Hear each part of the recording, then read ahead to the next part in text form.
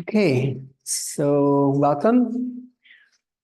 Thank you for being here, for those who are here, and for those who are not and will be watching this recording. Thank you for being here as well. Okay, just go to the gallery. Okay, this is for me an interesting week. We're going to simplify, yet we're also gonna make vast whole bunch of topics. I think it's time to ground a lot of the sciences that we've been unraveling or unpacking, to more or less understand how do we begin to apply this. Now, for this call, I want to go a little bit into inner dance history. And this might inspire you, this might provoke you as well, in terms of your work. This would probably bring some elements that are creative. I want to go like back to the beginning, to a starting point, because I feel for anyone facilitating this work, it actually helps to understand like the origins, like where does this all begin? And whether you're in the midst of things, there might be some people who are at the end of a chapter or the end of a practice. It doesn't matter where you are at. I think we're always in the beginning. We're always starting. Every day we're starting. No matter how many pieces you have floating in the space, how many parts you're juggling, you're always going to come from like a starting point. And I think that's one of the purpose. That's one of the purposes of this work. It's to always start fresh and new. You know, that we have the capacity to renew, to restart, and to make things like white and blank and empty, even though you can never really throw away all the old elements. They will always be there. So in a way, birth and death are always like in a meeting space in what we're holding. Okay, so we're going to define inner dance and the other names today. A lot of people, when they ask, like, is it really just about the music? This is going to be a bigger explanation of it's never really just the music. And when you keep saying that word music in a way that's collapsible, then we're not understanding the evolution of language, of thought, of the brain, of how we organize information. So in a way, inner dance is a reflection of history. It remembers a very old history. And for some, you know, it looks like a session, it looks like a journey, but there's something a lot older there that we're tapping into. So I guess one of the offerings for today is to allow you to hold the oldness amidst all the newness that's accelerating like more and more and more.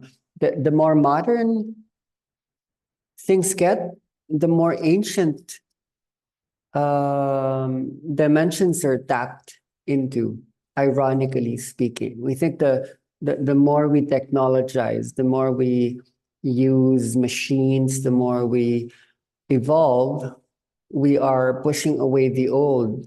There's an irony there, in fact. So when you approach something like inner dance, it's a two-way street. It's like there's a sense that this has always been here since the beginning, but in many ways we have never experienced this before. Not in this way where a co-creation is happening. This is new. This is very new. This is yoga or meditation or spiritual awakening for the 22nd century moment. Yet this is so millions of years ago, epochs, eras past, that is our remembrance. We're not learning it, we're remembering it. So how to hold like the ancient and the alien would need to be a skill, a spirit that any space holder learns to do. So for today, let's do a little bit of frameworking. And then for the second call for this week, we can go a little bit more into practice elements.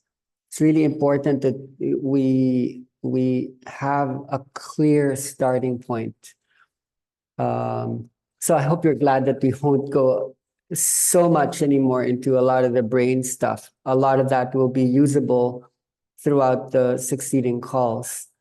But right now, I think we can take a rest from a lot of those terminologies, those brain regions, and go a little bit more into the spiritual aspect of this, which is really actually where all of this began. I'm going to be speaking about my story alongside basic principles, hoping that you might resonate with certain things that I am sharing. So I'm opening up my heart, my mind, my body space for your empathy, for you to put yourself in my shoes as if you were me. And when I speak about me, I'm actually often speaking about representation of where I was coming from. And there were parts where I was coming from culture, where I was coming from personality, from family systems. But when I offered my service to community, to the world classroom, I was speaking from Earth. I was speaking from the mother. I was speaking from the planet and the universe dimensions, hoping to communicate something that was beyond me. And always this entity, this consciousness or intelligence is always wanting to be heard in a way that's sometimes gray and weird and bizarre, but sometimes can be clear. And over the years, the energy has been learning to speak more and more clearly. And so speaking this is not just me. This is both of us. This is all of us learning to make it clear, like what is the it? Is the it something that was there even before it had happened? So for me, there was an understanding of inner dance before it had formulated itself. Before it had happened, I already had an inkling as to what it was. Even before it happened, I knew what it was. And the global space, for me, that was part of it, that this was going to scale. This is going to help in the changing of the world. So then when I bring up the sciences, this would be more sharing after it had happened. Do you see the difference? Like in the beginning, I was sharing from this is what it is. And I had to share it in a way that even before people had experienced it, there was a knowing there. So I couldn't explain it. I could describe it. I could be the finger pointing at the stars. whilst at the same time I was speaking from the stars. Later, what I had hoped to develop was a way that people wouldn't just look at the finger pointing at the stars, that they themselves could look at the stars directly, and that there was a knowing that they are the cosmos, they are the heavens. Okay, so yeah, I want to start from a pre-scientific explanation of inner dance. How was this explained to people before the scientific knowledge? So let's say you're not speaking to scientists, to doctors, not speaking to school principals, to mothers, fathers, you're not speaking to people running jails or companies. What was the initial language that allowed this to be acceptable in the world, that allowed it to normalize? So going back, I have to remember, what was I seeing before this energy manifested, So a lot of questions now about the body movements, the emotions, the interdimensionality. Before all of that, like in me, there was more of a perception of how the world worked. Like I was seeing the world through some kind of understanding. I can't put that understanding in a couple of sentences. I can't just say, oh, it was the world is a holographic universe. It was the world from multiple dimensions. Those kind of address what it looked like, but there were so many memories, and just many parts were interconnecting, as if I understood how it all worked somehow. Like I understood how the small came together with the big, how all of the many things came together with just the one thing. I could understand how the inside was also the outside. And so all of this design to do with the music, the playlisting, the holding of bodies, the holding of the rooms, it began from there. It's because I was seeing it in a particular way, and I was in it. I wasn't separate from it. I was literally in it. So it took years to develop that perception, and I had to go through very uncomfortable moments, like dying again and again, having to trust everything continuously, so that when this was being spoken, there was like a certain confidence, there was a strength, and there was stamina to just keep going with this until this had successfully inputted its way into the world. Okay, so as usual, I'm going to share from my screen. Sorry, wait. Basic desktop. Yeah.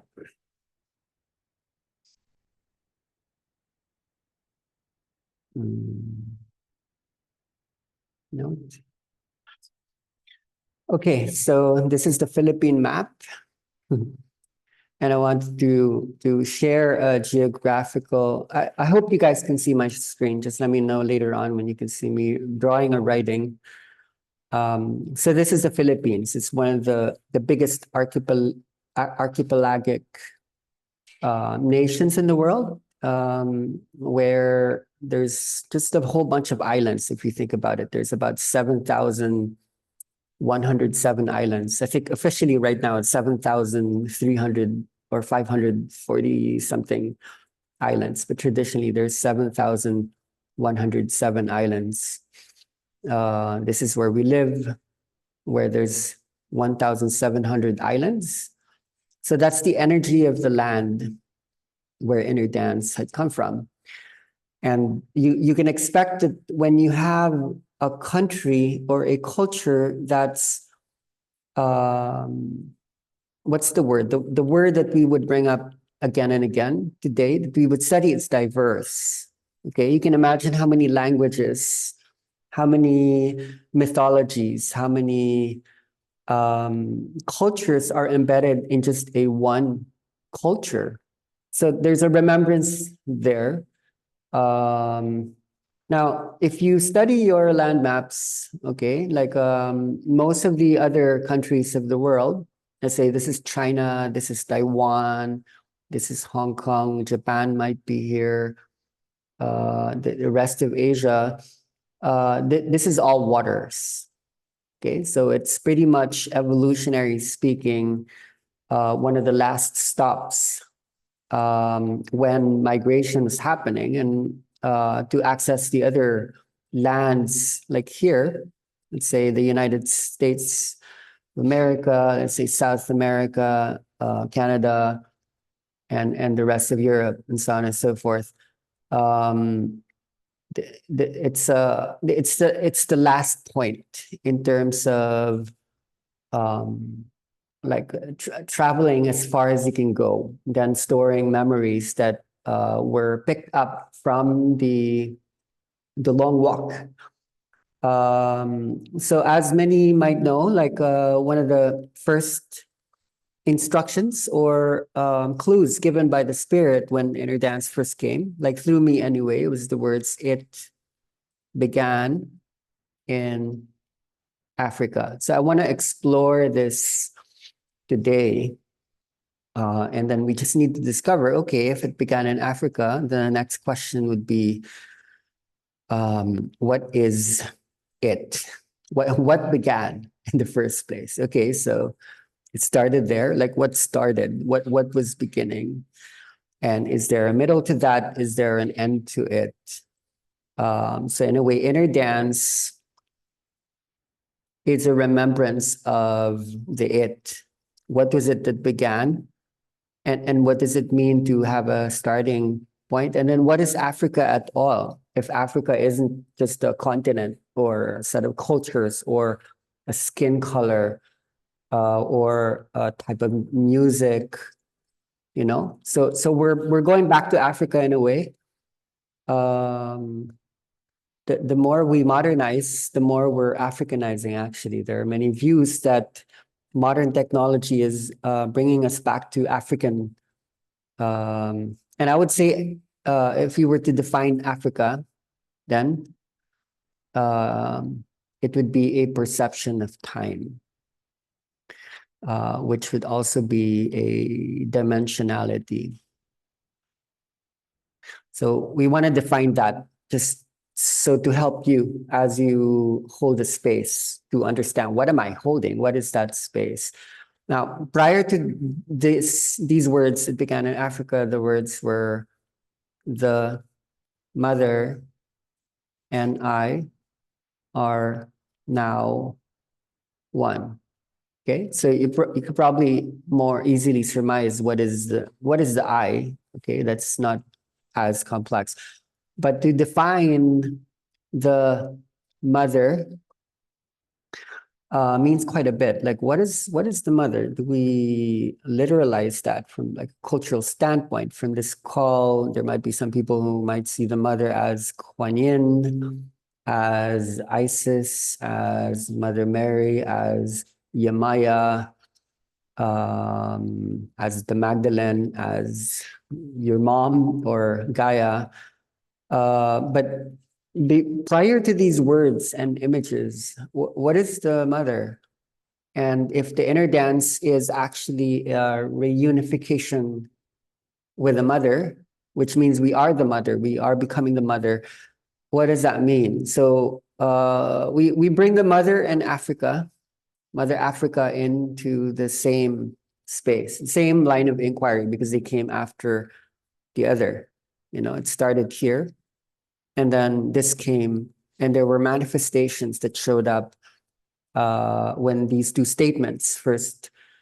Okay, well, in my story, they came to me, and then I became dimensionality of space, where I totally lost my ego and my body channeled the inner dance that would set the tone for all of the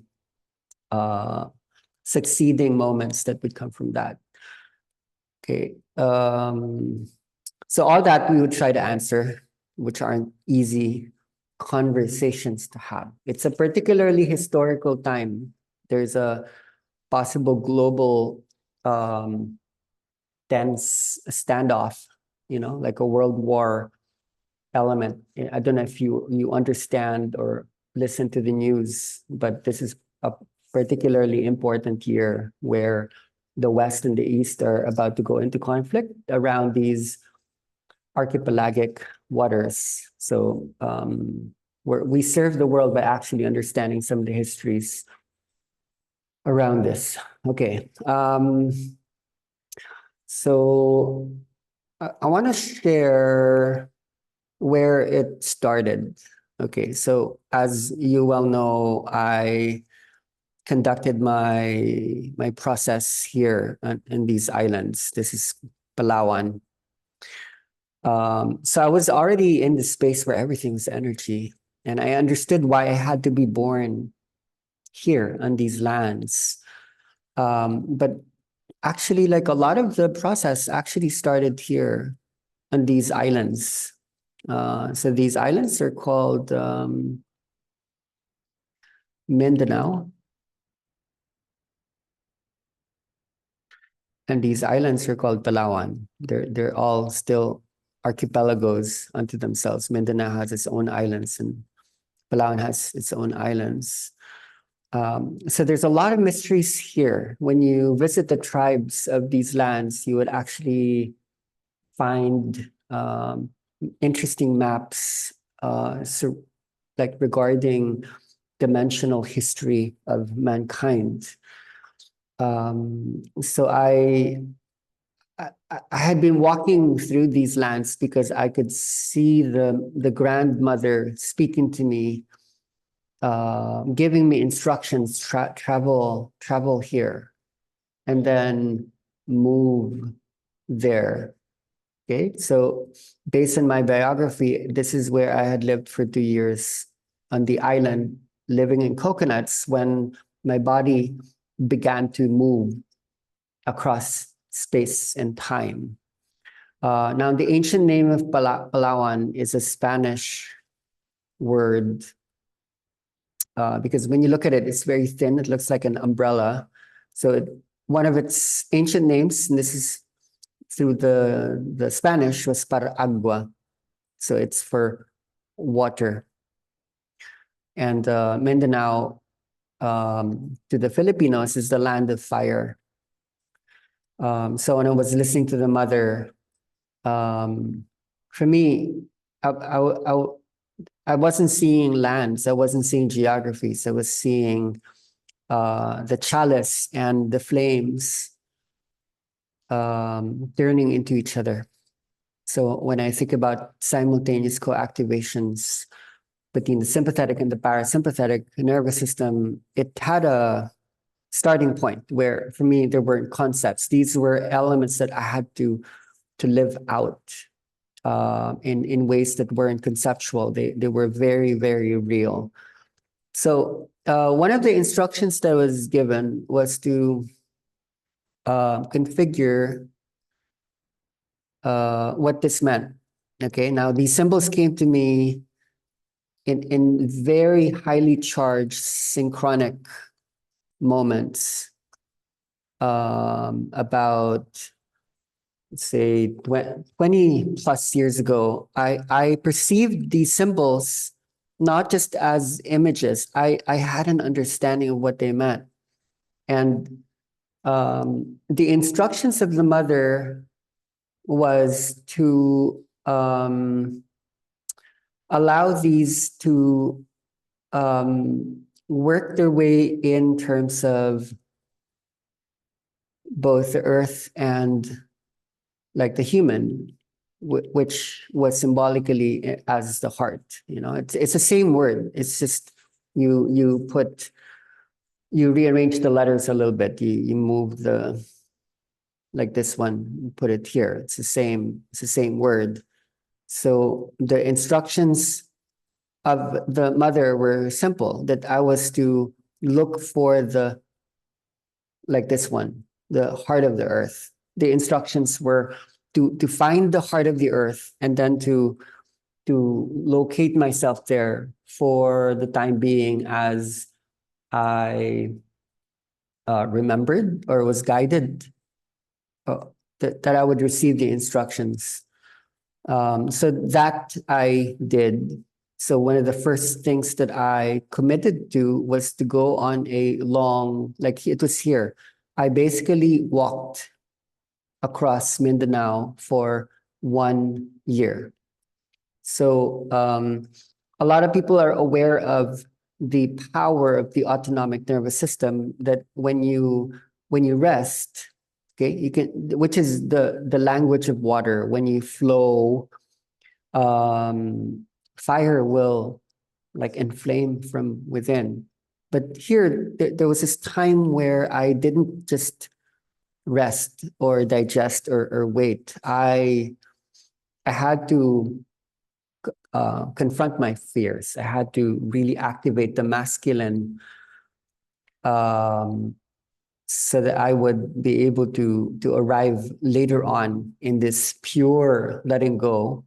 Although it needs to be clarified that when I was staying here for 2 years, I wasn't just in my parasympathetic nervous system. I actually um, exercised for countless unbelievable hours. So that when I was living alone, there was just as much fire as there was water when I lived here. So if you study and hold the space for this, don't just give people the promise that this would fix all the problems.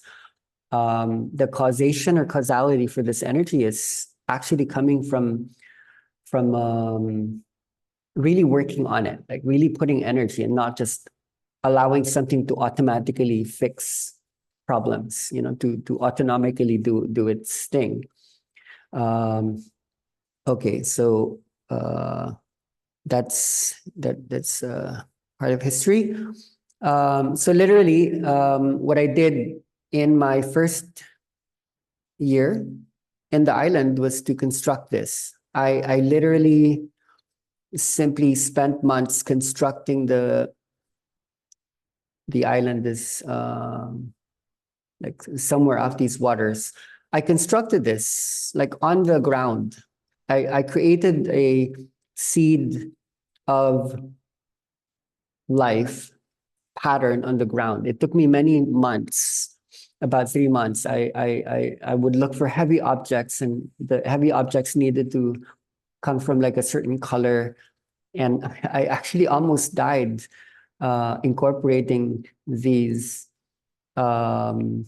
circles as I inscribe them in the ground. Okay, now this being the flower of life, there was a lot of this structure that was being figured out when I was walking through Mindanao. Now, I'm going to explain to you what happened prior to the time, like here in Palawan. I had been walking here.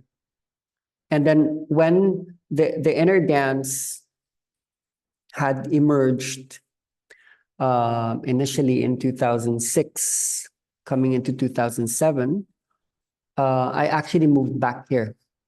Before, I had made my way to the capital, which is Manila, which is where it started to expand before the energy would travel to different parts of Asia, beginning from Singapore, onto Malaysia, onto Taiwan, onto Korea, onto the US, onto Australia.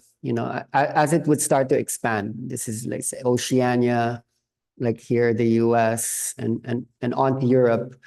A lot of it is being formulated here. So there's actually a storyline as to the significance of language inside people's brains. Everyone took a part. This is what partly I want to say. Everyone helped to author this. It doesn't matter if you were really far away from these lands. We actually designed all of this together. It wasn't mine. It wasn't me. One of the reasons why the Philippines is because East and West historically meets here in a perfect conjunction point, as well as North and the South. Okay, so it took me many years to circumscribe this. I just want to clarify that what I was doing had something to do with my own body. I was doing something to my body. And because the mind, the brain is interconnected with the body along with the whole nervous system. When I touched other bodies, what they were receiving was initially the work that I had conducted. And when those bodies would touch other bodies, there was a resonance. I'm still not going to use the word transmission. There was still resonance that wasn't mine. It was coming from the mother. It was coming from the earth. And then it just kept scattering and scattering and scattering. So for me, how it all started was I had to remember the body of the earth. And I wasn't literalizing it as merely like a planet. For me, the earth was symbolic and the earth held these energies. Okay, so let's study these symbols now. What do they mean in certain ways? Like, do you know these symbols? Have you thought about these symbols? Like, what do they signify? This one, what do you see? It's 6 plus 1, right? It's 6 circles around the center one, the one in the middle. So it's the number 7. The seed is the number 7. And basically, if you surround this with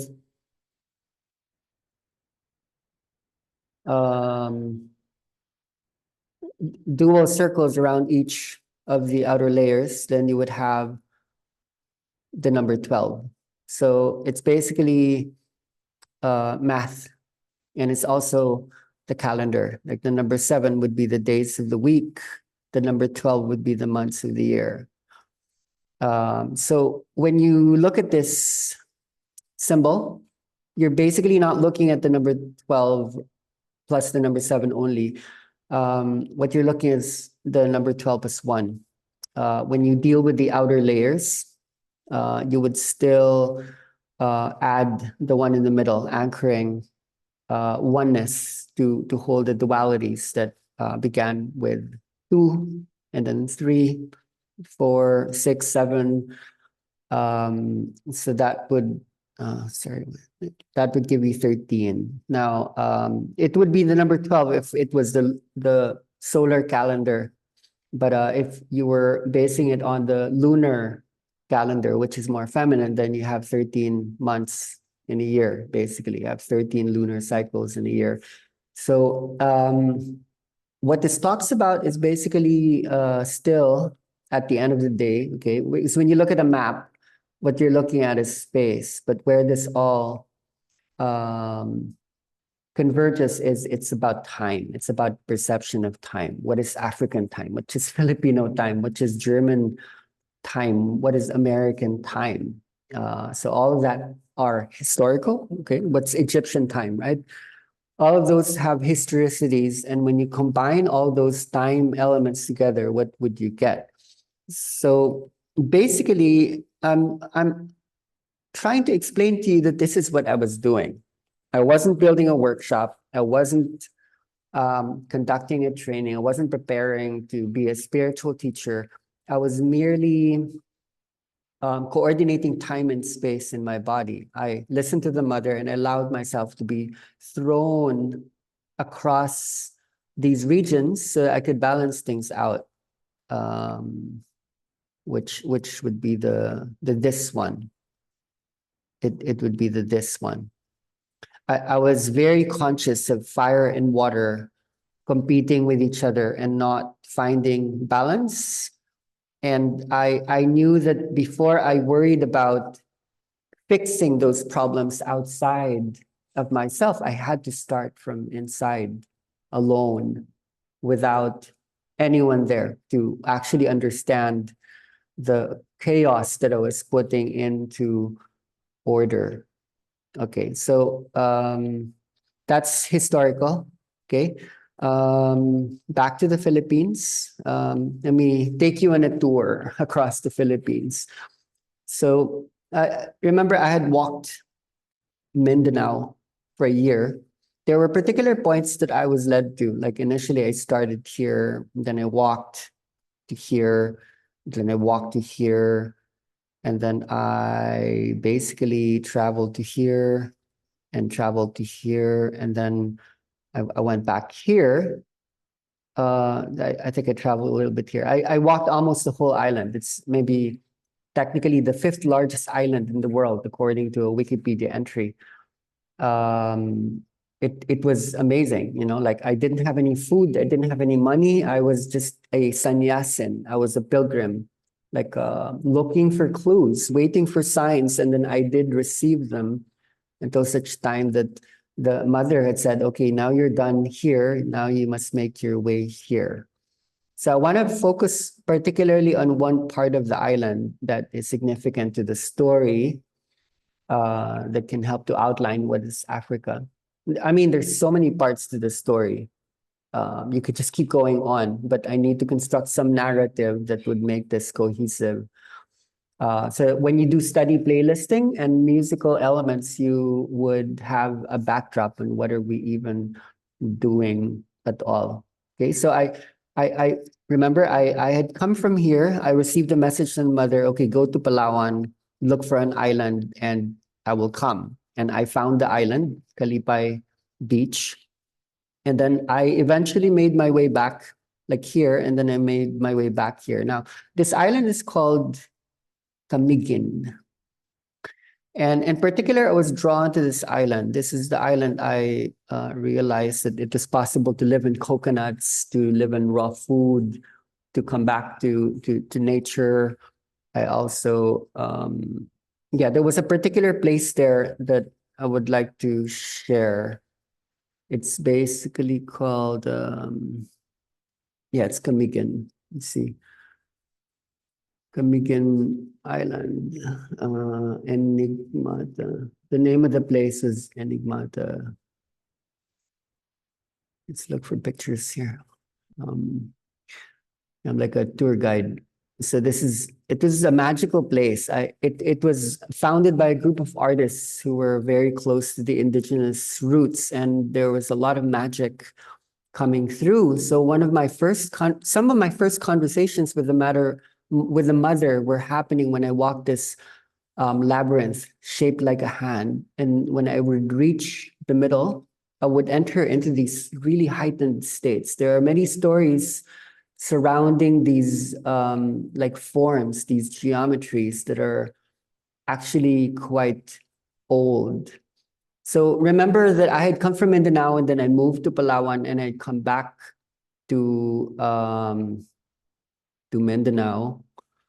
I want to explain to you, I want to go back to the history of that a little bit. So, okay, this is when I had returned to Camiguin. Actually, one of the taglines for Camiguin is come again, Camiguin, come back there. So when I went back there, inner dance is already happening inside my body. So this is before the workshop happened. There was no name. There was no inner dance, actually. So I shouldn't have mentioned the word inner dance. The energy didn't have a name. I was just having this experience of these like symbols coming together in my own body. And I had to explain this to the world. So when I moved to Mindanao, there were these stories of how I would like hold a space for people, especially through touch. I would touch bodies and the bodies would enter into the heightened awareness. Either the bodies would move, bodies would go into energy spaces, they would go to past lives or healing. Mostly healing was happening. But the workshop, the inner dance wasn't really formulated yet. So it was in Camiguin, I would say that the inner dance was first born. Okay, so remember that I wasn't yet using so much of music. I was touching bodies. I wasn't really using music yet. I started using music here. This is the first place I started to use music. And partly that became possible when my mother gave me my first iPod. And I want to explain the significance of an iPod to the work that we do. It's not just the technology, it's a brain state. So there was the transition here. There was a slow transition. I want to, maybe you've seen the video, maybe I've shown it before, but it's useful to go back to it. Now, this is a Korean man, and back in that time, there was a whole bunch of Korean exchange students who were visiting the Philippines and who were passing through Camiguin when I just so happened to be there. I'm very sorry, I'm not ready to give up the screen. There are these important points that I want to map out. So I want to look at the role of the South Korean children.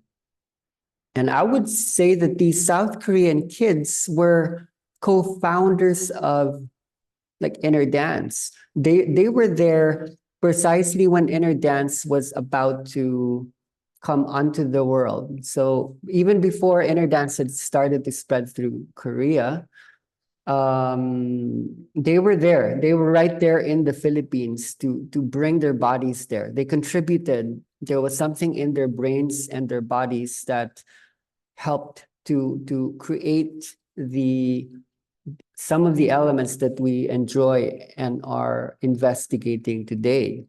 So let's see ourselves as investigators. Let's investigate. Okay, what happened? Where is this coming from?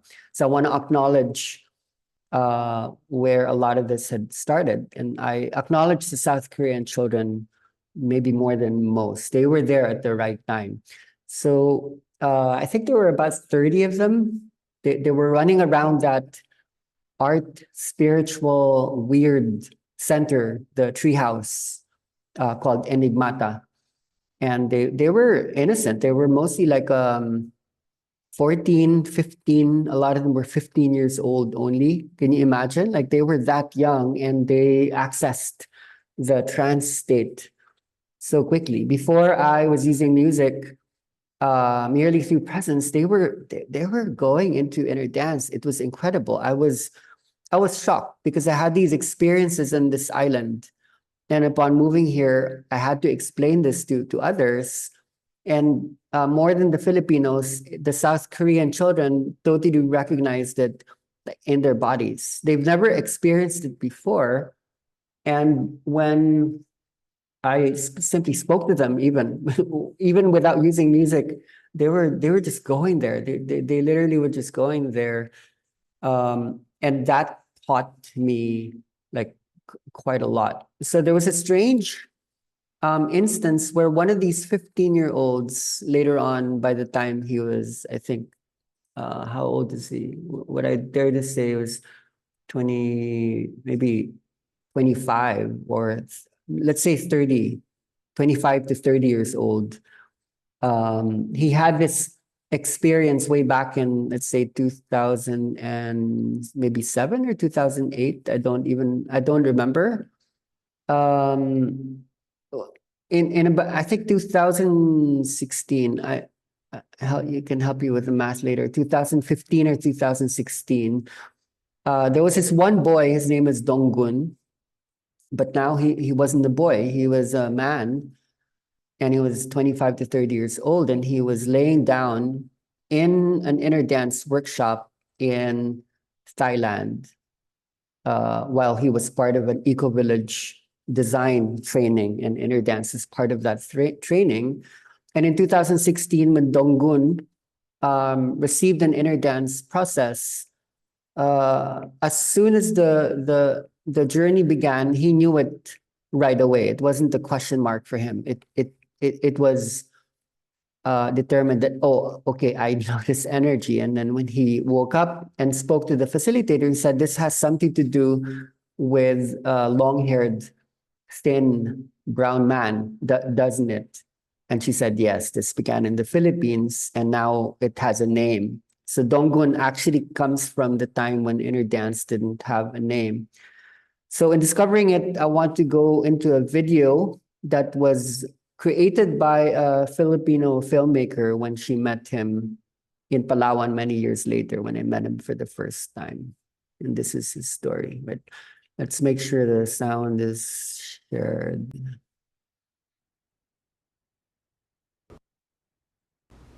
There's seeds of hope, but then also like a lot of pain that existed around Philippines.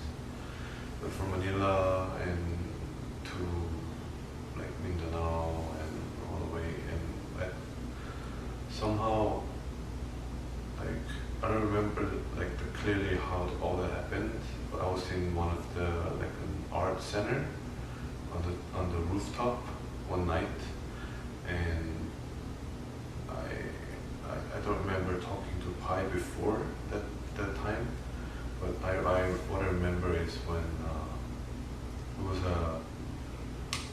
after sunset. It was quite dark time of the day, and I was sitting up with Pi like face to face, and there were like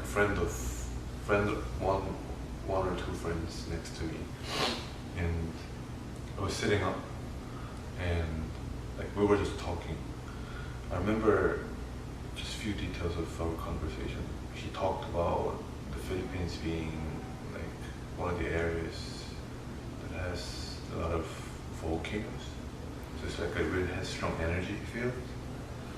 So and a few other things, but it's not really clear anymore. But then like my body started to move. Like it was a movement that I've never experienced, or I don't think I was ready for it. I wasn't expecting any of it, but then somehow my body was ready for it to let it flow and to just get me where it gets me.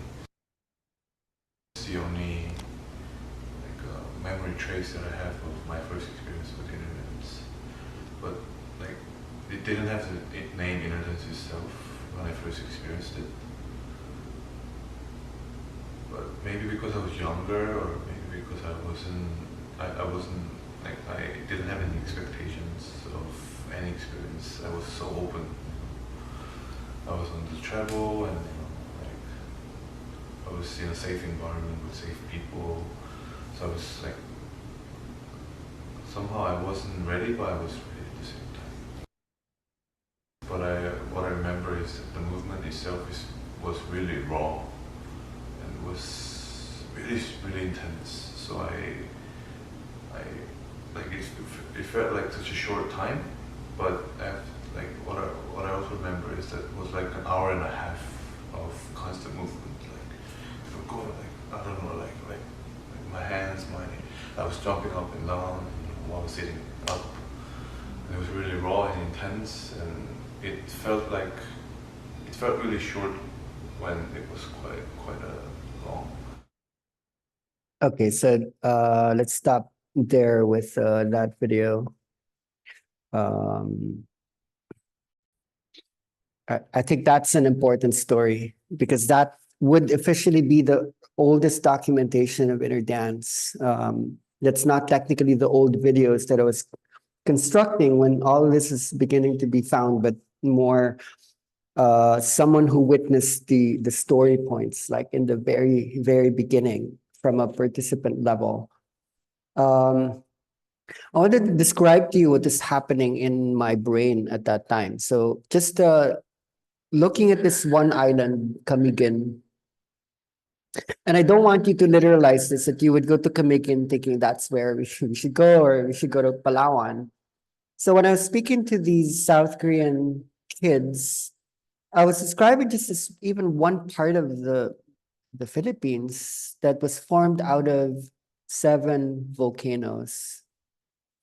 And for me, volcanoes are the chakra systems of the earth, so that when you look at this, these are volcanoes. Okay, it could be either in the earth, or it could either be in the body. It could be, in the universe. So I was studying this land. I was just there, like studying. Okay, I need to be there. I need to put my body there, and I need to explore the fire and water elements, like in the land. And I was just reading this book that spoke about how there actually aren't seven chakras, that there were actually 12 like chakra points.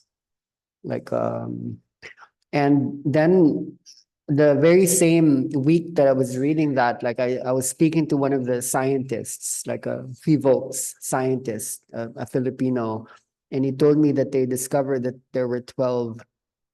The real number of the volcanoes there were 12. Okay, so when I speak about this, I just want to clarify that you can be anywhere on Earth and you will see these patterns. It's not in Camiguin, it's not in Palawan per se, it's everywhere. It's, it depends on the dimension that you enter so that you can see these patterns. And then they would appear when you are in a place of trust, openness, and surrender. And you can imagine at this time, I had just left everything. So I was just totally open. But beyond that, one of the reasons why I was interested in Camiguin was there were 64, the circumferential highway system of Camiguin was 64 kilometers. And if you understand your patterns, there are 64 codons in the DNA. There are technically 64 squares in the chessboard. There's 64 hexagram in the I Ching. So you would see this number come up quite a lot. But I was interested in the land that was also mirroring my own body, so that when I was conducting all this work in Mindanao, I wasn't working on just myself. I was working on the body of the earth, because I could see that the earth symbols were matching the what I had also been working on inside myself. So you can see that when things are happening to you, there are things that are happening in the earth.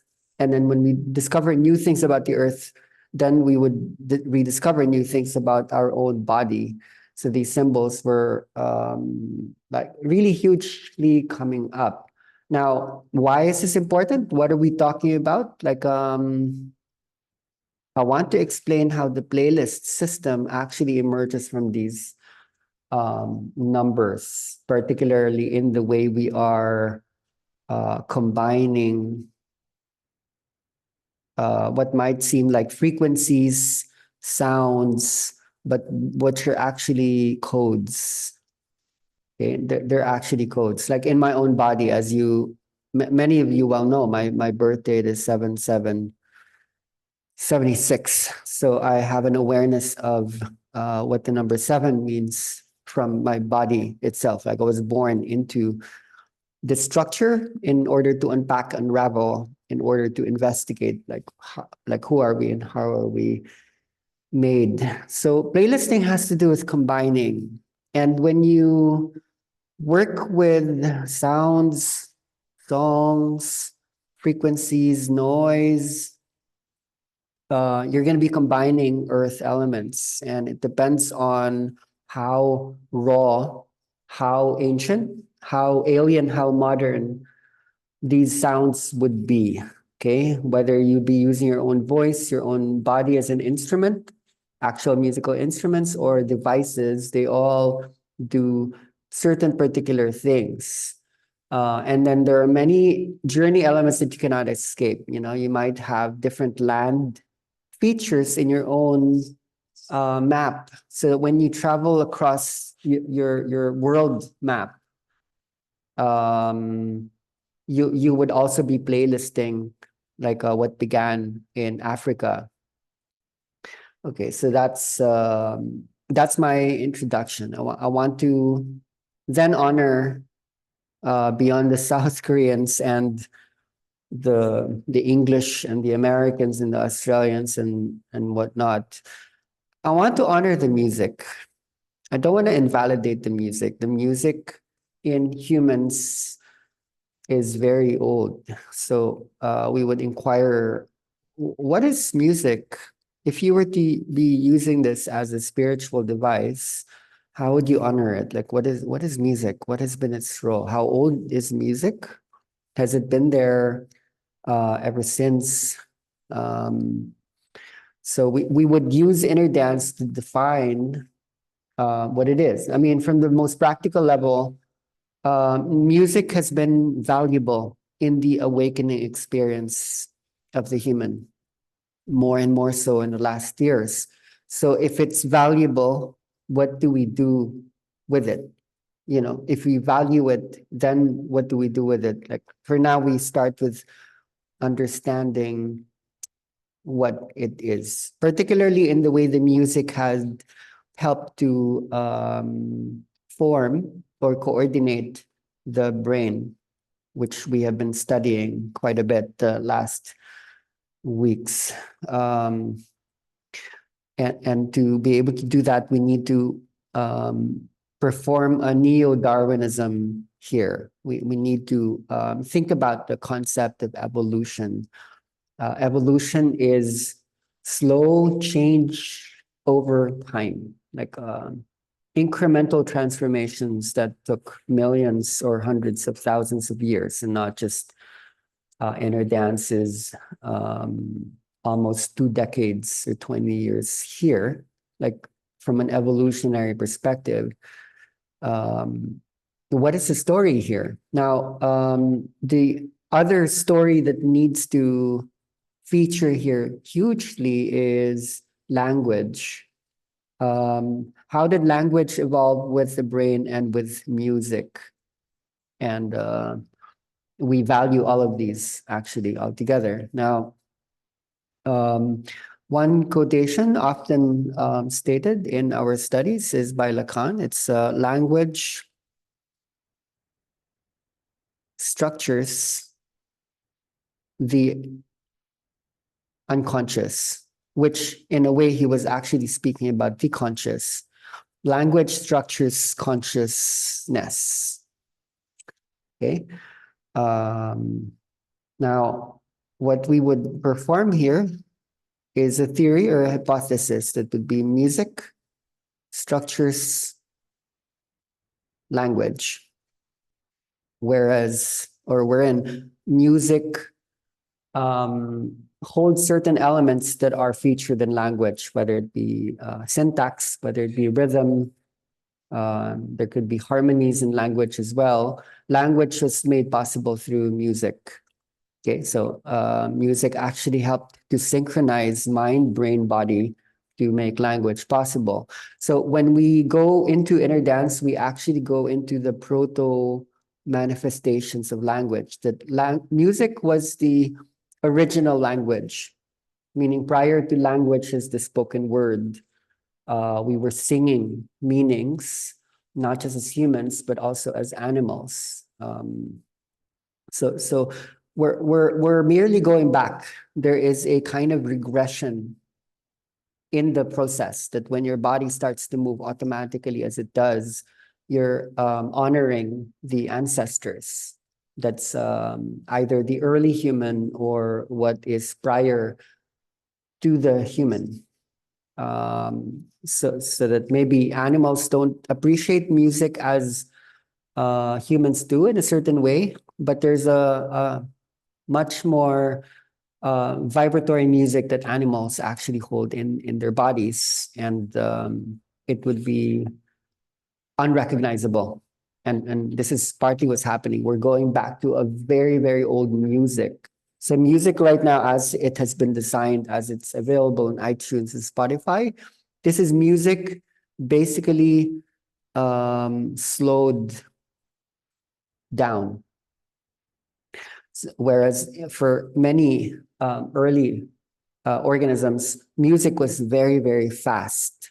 So for you to make consciousness possible, namely thought, attention, or awareness, we had to slow down the music in many ways. So originally the music as it was handed to us is very, very fast. And this does not just need to be evolutionary. This could be developmental, meaning in the baby, the music is very, very fast. And when what is called prior, like after, no, prior to regression, what was there was entrainment. Okay, now we are entrained, we are conditioned, we are programmed to recognize certain rhythms, certain speeds, certain frequencies. Prior to entrainment was the origins. And so when we regress, we're going to the space prior to entrainment. It's the origins, it's going back to the roots, the indigenous. Okay, so go back to let's study why those South Koreans, what is happening inside them. I wonder with you, what is it about the South Koreans? Why were they chosen? Why were they there? Why were they going to co-found this process? So let's note that down. Not sure how much you know about South Korean history. So let's study language. What is the difference between South Korea and its neighbors like Japan or China? When you look at the written languages of South Korea and China and Japan, you would see the difference there. Okay, so yeah, I was sharing the screen. Let's do some research here. So South Korean language is really, really interesting, particularly in the Hangul. Okay, so let's put that there. And then let's look at, for one, the Chinese language. The Hanzi would be the Mandarin language. So what do you see here? It's logographic for one, meaning a particular symbol relates to a particular word. Whereas the Hangul is different, like a particular symbol relates to a particular sound, which is quite similar to the phonetic system. Now, what's amazing and strange about this historically, and I've been with the South Koreans, I later on decided to spend time with those children, and not just them, but their teachers as well. The South Korean written language is amazing in the sense that, like, Hangul was actually created almost overnight. There was a particularly powerful, wise man who supposedly did this. His name is King Sejong. And literally he wrote this language. Now, okay, why is this important? Why is this interesting? When you look at word sign systems, as opposed to sound sign systems, what is the difference? What is the difference? So let's say other word sign systems would be not just the Chinese, Japanese, it would be the Egyptian. Logographic systems. You're talking about the hieroglyphic systems.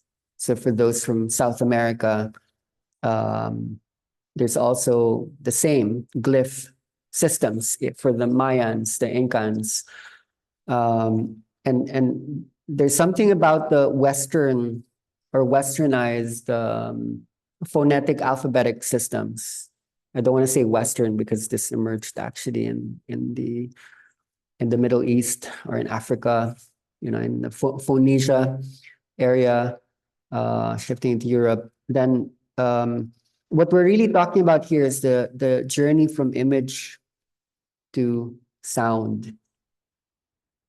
Okay, like word sign systems deal more with images, Chinese characters, Egyptian hieroglyphs, and sound sign systems like the Koreans, like those who use the alphabetic or phonetic systems, um, this is the transition.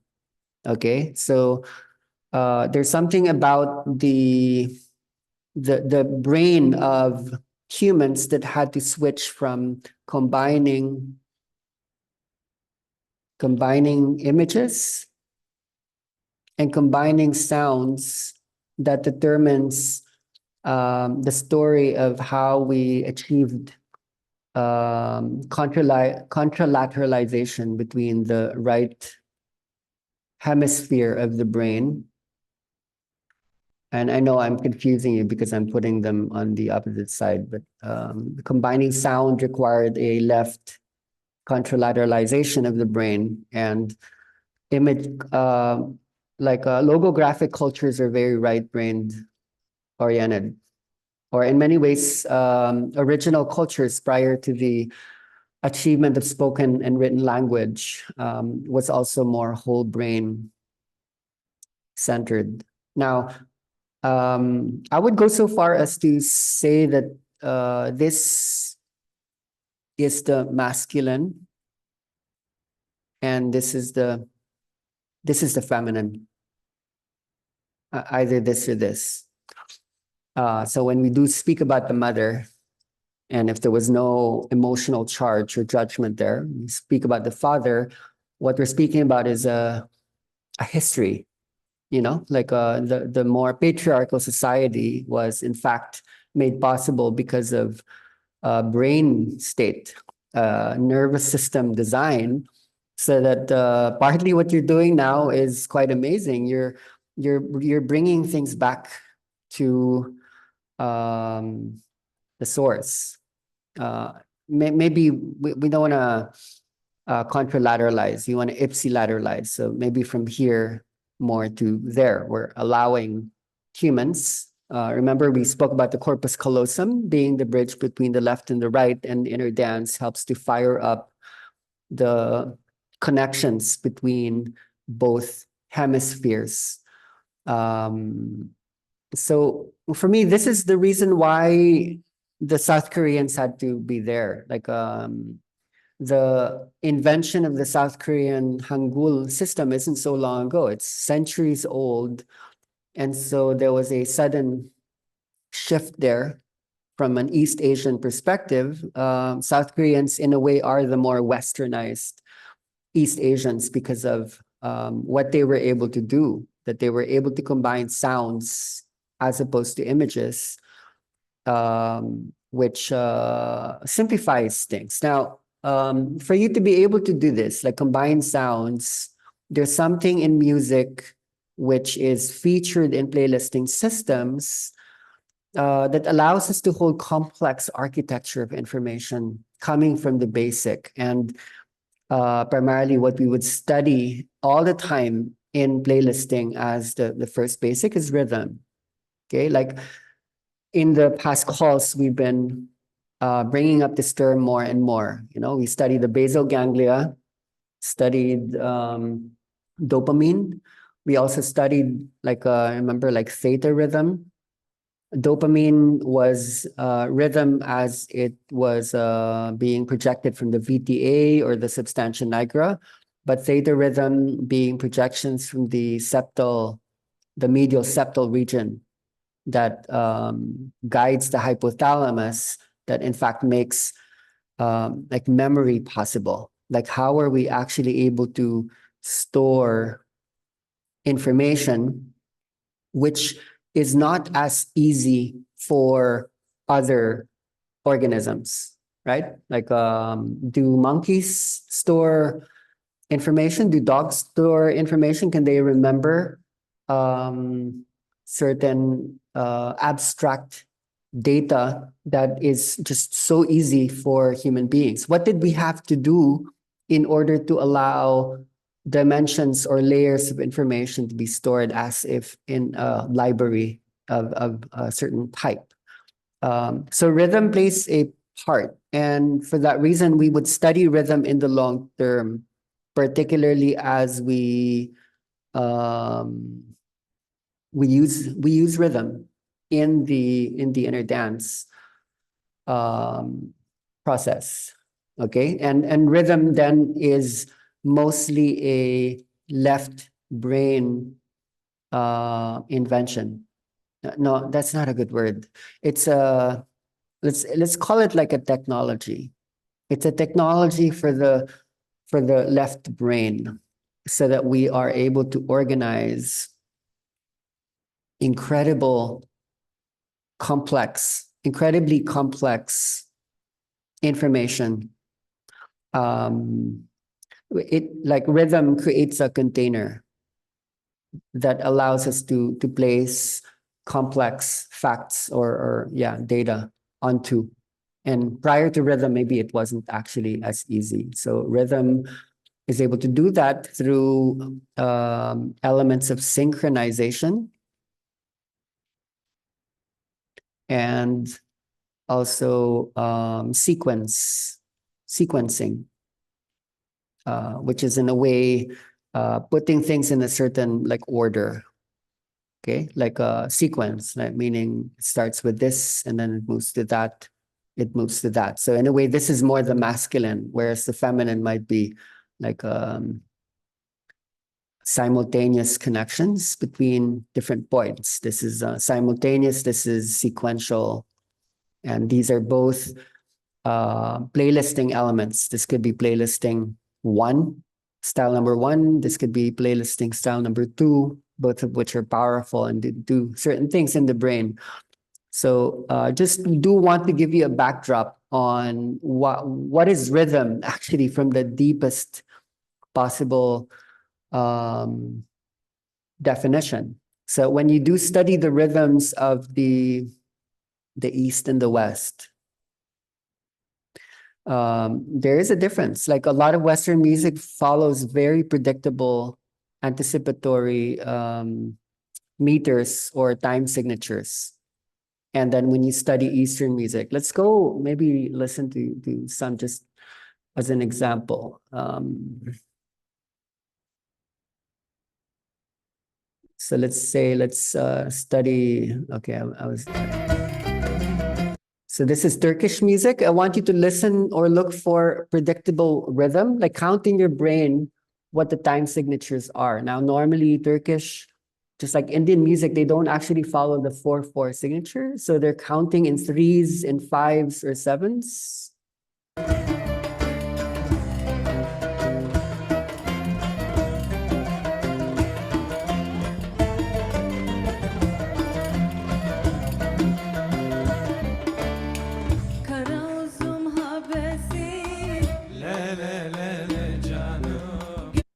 Yeah, we have been to Turkey almost every year the last years. So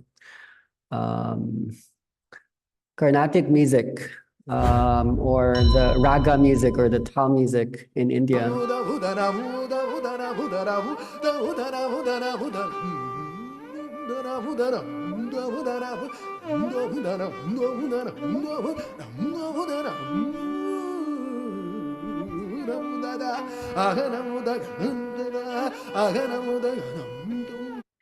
Okay, yeah, those are spontaneous ones. If you want to study like more of, yeah, Western African music or Eastern music, like just keep looking into it. But what do you see as the difference? So when you look at Indian music, for example, similar to, let's say, Indonesian gamelan music and Persian music, like the tal or Carnatic music or raga music. When you study the pulse patterns or the rhythm, the difference there is that the rhythms don't always follow like a repeating pattern. So here, like in the 4/4 signature, you would establish a very easy basic pulse pattern, like 1, 2, 3, 4, 1, 2, 3, 4. Now, there are ragas in India where you might have as many as 128 non-repeating pulses before it starts over again. So instead of 1, 2, 3, 4, you would count all the way to 128 and then you would repeat.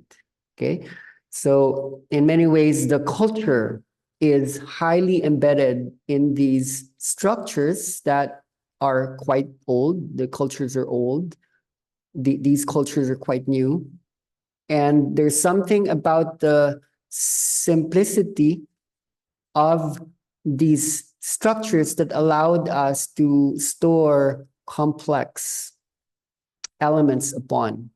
It's not so easy to store complex elements on these containers because the containers themselves are quite complex to begin with. And so the tradition is not as inventive, meaning they store the information. You can't just change it overnight. When you play that, when you expose people to that, there would be memories of where those cultures are coming from, that are actually quite old. And this hype would allow for the creation of structures that are innovative, that are renewed. So there's something still about the organization of space and time that allowed brains to function as they do now, particularly as we're exposed to new technology.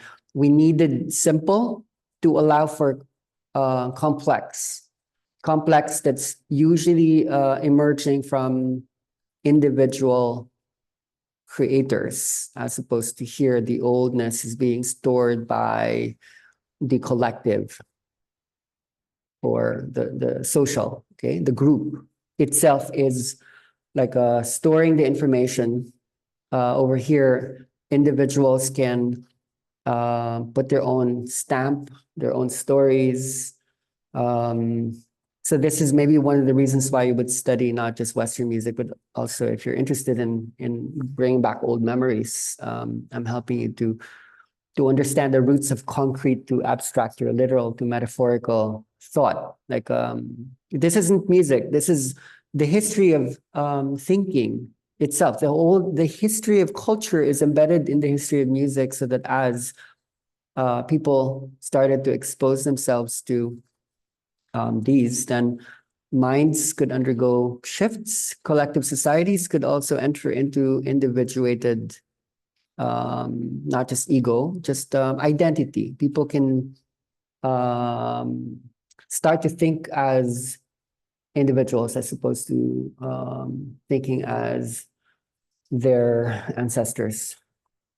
Okay, so that's it with the Koreans, as you might then relate them with the Chinese, the Egyptians, the Persians, the Turks, and so on and so forth. So let's now go into the recent history. So that's the old history of how language, music, and brain had been uncovered. Now, where does inner dance come in?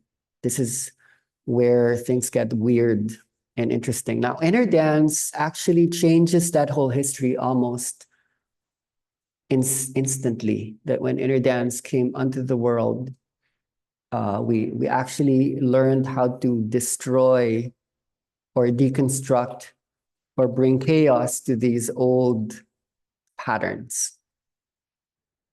So I would say that music is a form of language in the inner dance construct, musical language or vibratory language, but more to do with dimensionality. What we are playing or listing or playlisting is we're not just shifting elements in music, we're shifting through dimensions using music as the device. All right. Now, what do we mean that we're destroying old patterns? It was really important that we initially go back to the history of language itself, as it might have been, it might have emerged out of music itself. Let's separate these two. Okay, now language committed to No, language committed the organization of what wasn't just music, it was the world's noises. So out of Africa, we were traveling or walking around the earth. And as we discovered the earth all over the world, we were making a lot of noises, which would later on shift into, let's say, words, concepts that hold also like meanings. But how long did it take to actually do that? Okay, so what is embedded in the words themselves, I might ask, from a historical perspective? There had to be numerous combinations. Again, that word. There had to be combinations of many, many infinite noises before we would actually commit to, remember, like the South Korean example, in the Hanzi, in the Chinese Mandarin written language, there would be like how many characters or symbols? There would be thousands. There would be thousands of symbols to represent the concepts. In the Hangul, there are only 28. Just like in the phonetic system, the alphabet, there's only 26. Okay, so you see what I mean then about simple that allows for complex. We're working only with the 26, A, B, C, D, E, F, G. And those 26 elements can actually describe the whole universe. So what would you prefer? That you have these thousands of symbols and they would represent the universe? Would it be like you would choose to hold simple that allows for complexity, or complex that already is quite complex into itself? That would require, like here, for you to learn Hanzi, you would need to study and memorize, and you would use up quite a lot of brain space to look at things that are so traditional and conservative to begin with. They don't change over time. They stay the same over a long period, because that is the original design until we discovered like a whole new system. So to define playlisting, what is playlisting? Playlisting originally in the early human and animals was learning to combine noises. And we needed to train the brain in order to do that so that the combination of noises would commit to either sound sign or word sign systems. And so when you playlist now, you're actually tapping into the same.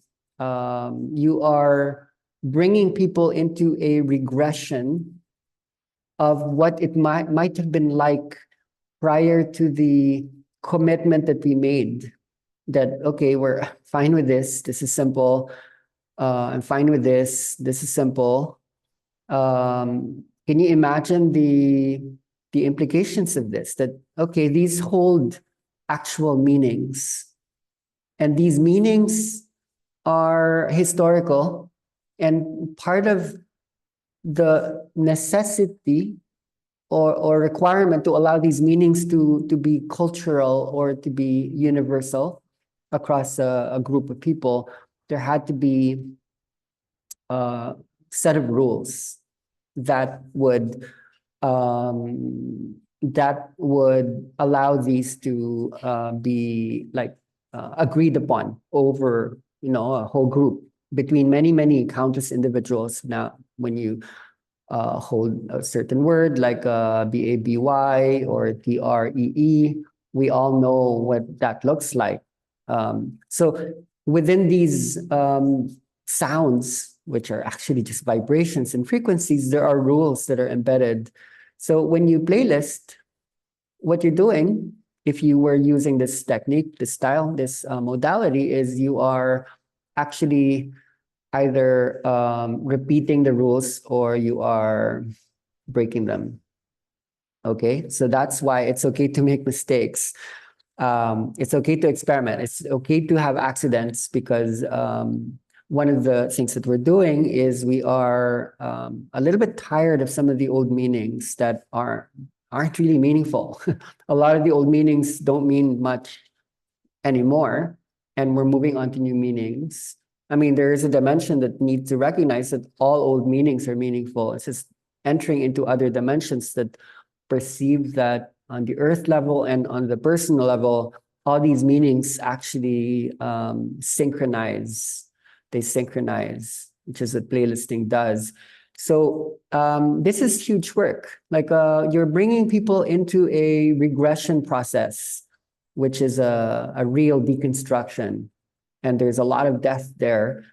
And one of the big reasons why a lot of your studying is you're interested in reconstructing after the deconstruction.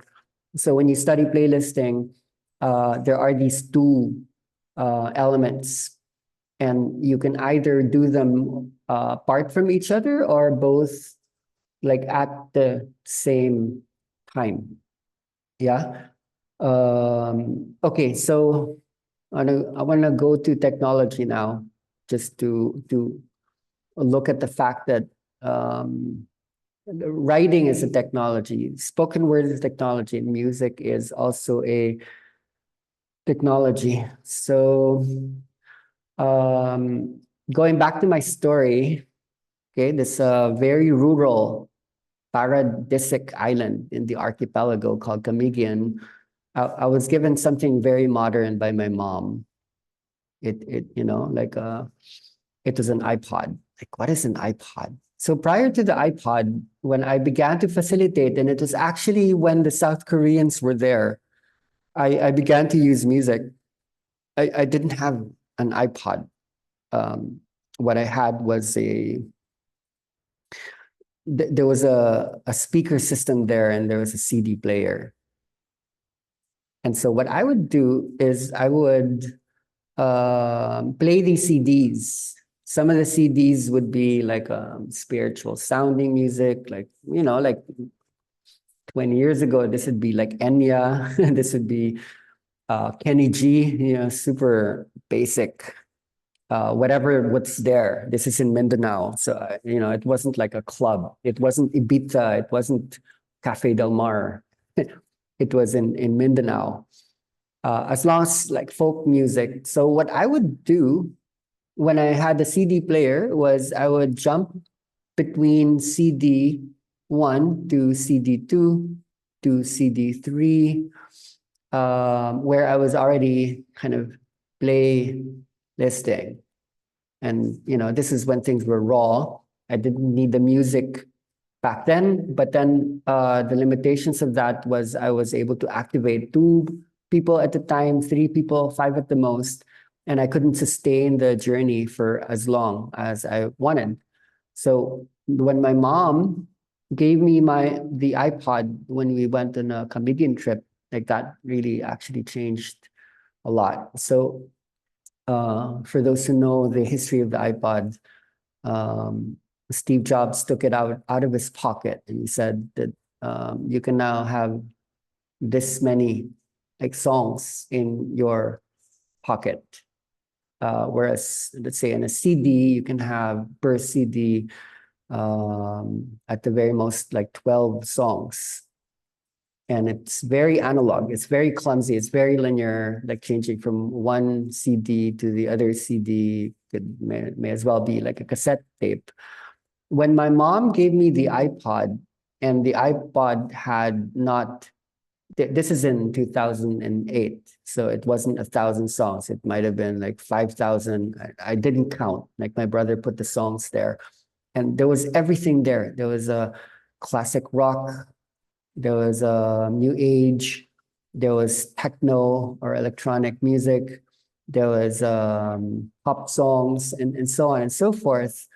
Where I was systematizing the inner dance process, I didn't see these as songs. They were cultures. Each culture holding like rhythms, and each of these rhythms were actually holding memories of the earth as it had spread out from Africa. So what I was doing, which is exactly what I was doing here, and even prior to the music, let's say starting from here, where the inner dance started, this is without music. I was already combining elements. It's really just a matter of choosing what would you select and combine. And really, when you think about selection and combination, you're going to structuralism, whereas this is the mind and this is space and time. Oh, not B. This is space and time.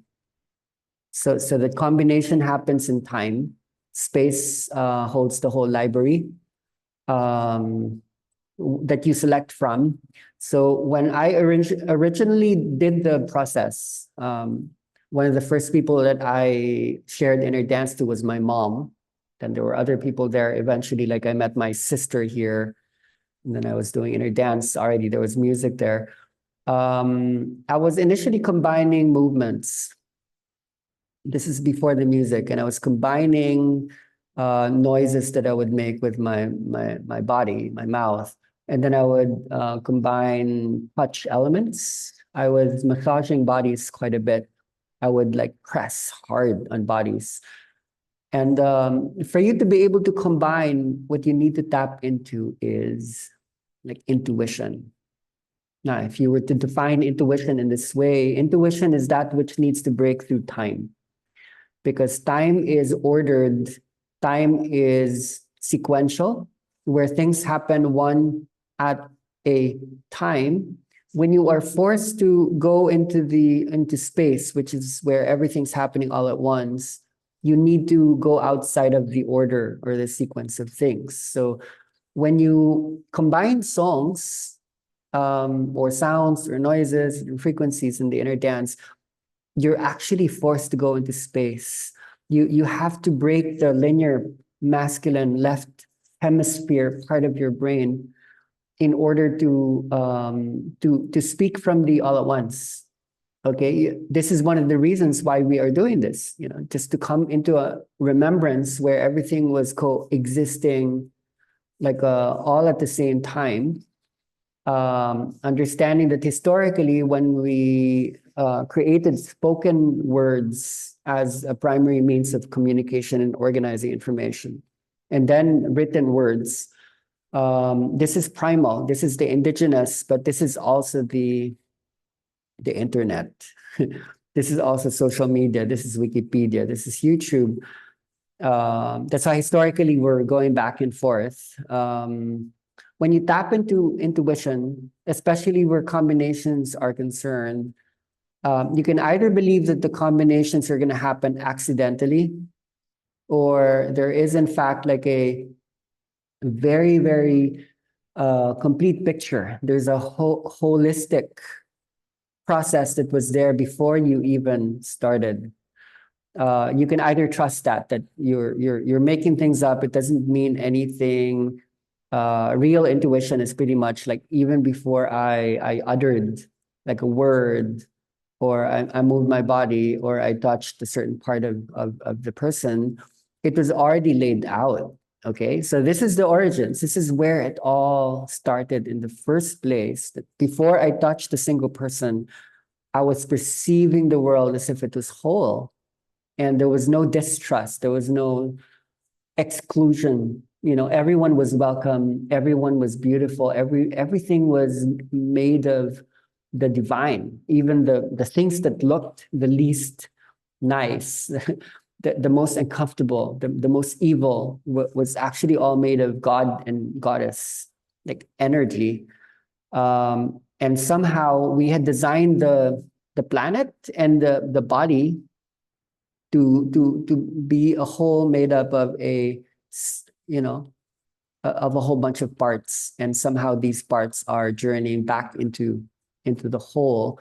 So beginning with the whole, when you construct a playlist, either live or pre-recorded, this is where you begin. Even before you start, you already have the sense that this is complete. Before I even say the first thing, before I touch anyone, it doesn't matter what I might use at the end of the day, until such time that you will build complexity on the simple.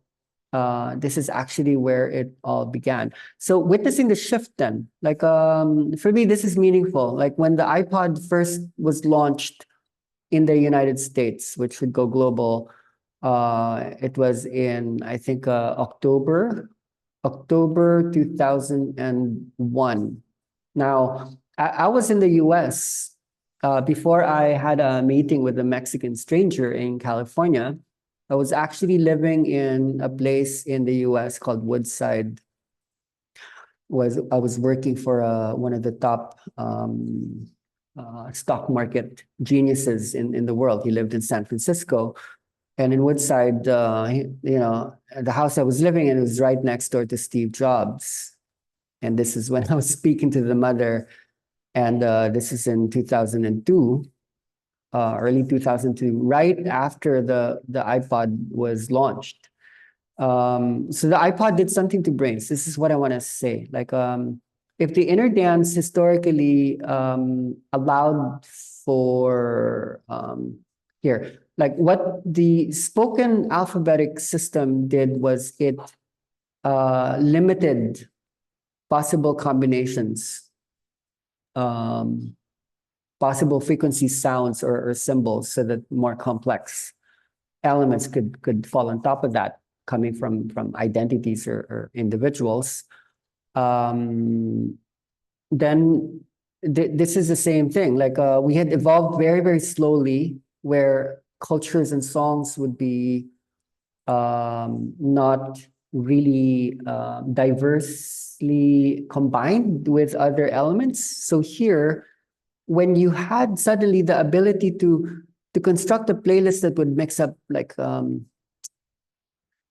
cultures of the world and mix up the rhythms of the world, like create polyrhythms, you would also confuse the memories of individuals that were channeling the collective. That was bound to have done something. So Inner Dance was born basically in 2007. At least this movement, as it did initially come out or emerged. Now, for those who know, the iPhone was launched in 2007. So Inner Dance was actually birthed with the iPhone. Now, the iPhone is really an iPod interconnected. Okay, it's basically diversity. It's playlisting loads more images and sounds with the help of the internet. That would be like a whole different level, like altogether. So I don't know this man. I never met him, but I feel somehow that he was channeling something. He would influence the changing of human brains. He was quite spiritual, he was a raw Buddhist as well. And, like he really pushed the boundaries in a way that allowed for intuition for what previously was quite like analog. So I don't know how this lands in you, that when I do study like a lot of these patterns, I'm still studying the brain. I am still studying music on the brain. Okay, let me see how we could later on build upon these elements. Okay, let's quickly just go through some of the maps. So we spoke about the corpus callosum allowing for the communication between the left and right hemisphere. So just to go back to some of the initial topics discussed, one of the regions this affects is the Broca's area, which is over here, which is responsible for language production. Now, I want to share with you that when I was on the island, I was doing something in particular with my own brain, where I was playing with my brain where language is concerned. So let's say I take let's just clarify, like brain. There was this one point prior to the Mother and I Are Now One, and it began an Africa moment where I would just go into Inner Dance. I would be looking at a word and I would just see all the connections and possibilities simultaneously. So I couldn't just look at a word, like I would just keep combining and recombining all the letters, and I went crazy with this. It was really intense, where I saw all the possible combinations in the letters. That was almost like historical, like in a way, where we had to make a decision where this would mean this, or this would mean, I don't know, like that, or that, or you know, I just started to see all the combinations of the frequencies in all of these. I was basically changing my brain. I was ruining my brain. I was literally changing my brain so that when I playlisted, there was no difference. Like what I was doing to my brain in terms of the letters, I was already doing to the music. So when I initially started with songs, that's what I was like combining and recombining. So like here's the jump in inner dance. So here was where I got my iPod, right around the time that this is 2007, right when the iPhone had actually just been released. And then I moved to Manila. So what I did then was I studied the thousands of songs that were in the iPod. And honestly, I saw that there actually wasn't so much that was usable. There were so many songs there that I wasn't interested in terms of inner dance, because it wasn't going to bring people deep. So I had to choose out of thousands of songs, only about let's say 10 initially to 20 at the most. These were the ones that worked. I had to select from all these, and I knew early on that there needed to be more selection, and I didn't have it at that time. So in the beginning, there might have already been like a wave, and later on, maybe in the second call, we'll study the 12 stages in the inner dance. I don't want to take that up today. Initially, there was already a wave process. There was already a wave. It lacked the science, but we knew somehow that the sympathetic parasympathetic nervous system autonomically was switching in terms of the masculine and the feminine, but the quality and the narrativization was missing elements. So when I moved to Manila, one of the first things that I did was my mom helped me. I got a laptop. And if you're familiar with the technology back then, all you needed to have was like an iTunes program in the laptop, and whatever music you could find. And I wasn't familiar with streaming music back then. I could then load all these playlists onto an iPod. So I had to learn how to combine what I could find. So in the beginning, over like a long number of years, because this is Manila, and Manila is a lot more exposed than the other islands. Manila is the 5th largest urban center in the world. So you would have like the top DJs from London or from Spain. They would pass through. So then I had some access to more CDs. I was still with the CDs. So I would look for all the CDs that I could find, and then like I would spend countless hours listening to them, and then I would move the ones that would work into iTunes. Because remember, let's say in 2008, 2009, memory was still quite limited. Okay, like I didn't have an Apple laptop. I had a really basic Asus, super cheap $200 laptop. And the memory was really quite small. So I really had to make sure that I saved on space. So later, 20 songs became about 40 to about 50 songs. And then other people started contributing when technology began to improve and community began to understand more and more what inner dance could do as a device, as a methodology, and so on and so forth. So initially, prior to the let's say iPod, let's say let's put here the iPhone connectivity apps. Prior to the advancement of apps that would allow for greater diversification, not just of genres, but the ability to alter many things related to music, from tonality to texture, tempo, also like amplitude or volume. Let's just call it like intensity or strength. We have been studying this enough over the last calls that when you change when you have the ability to jump from one state to another, then remember the thing about dopamine and then all the other neurotransmitters and then the brain regions. Diversity allows these changes to happen.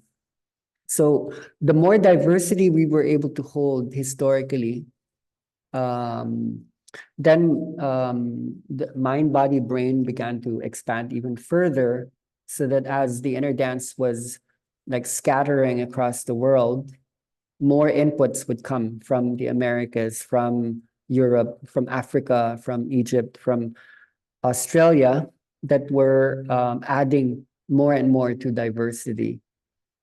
So as the energy kept traveling like across the world, the energy itself was learning. And so the body movements, the different styles, they were also like shifting like altogether. So then I think where this would lead us is the study of the brain that would be quite unfamiliar even to scientists. Particularly because of it's especially based on tempo. Now that I've explained to you what rhythm historically had given to humanity, okay, like rhythm has a history. Like rhythm had really only normalized maybe a bit more than a millennium ago. Prior to that, rhythm wasn't really constant because we weren't annotating or recording music. Rhythm might shift in terms of measurability, and rhythm wasn't constant. Rhythm then became a constant in the age of radio, the age of the music industry. Now, the inner dance brain, or the brain in inner dance, is like almost taking away a bit of the constancy, and what the word is. It's taking away the constant in rhythm. So a lot of the techniques in facilitation styles would be to create instead of the constant, like changes in rhythm would allow the brain to explore like different dimensionalities, especially beyond the recognizable rhythm. We had already brought this up. Now, just to maybe elaborate on this as basic music theory for many. So let's say this is a pulse, like 1, 2, 3, 4. Partly what you would be learning is how to build subdivisions inside each. Okay, so let's just put like 3. 1, 1, 2, 3.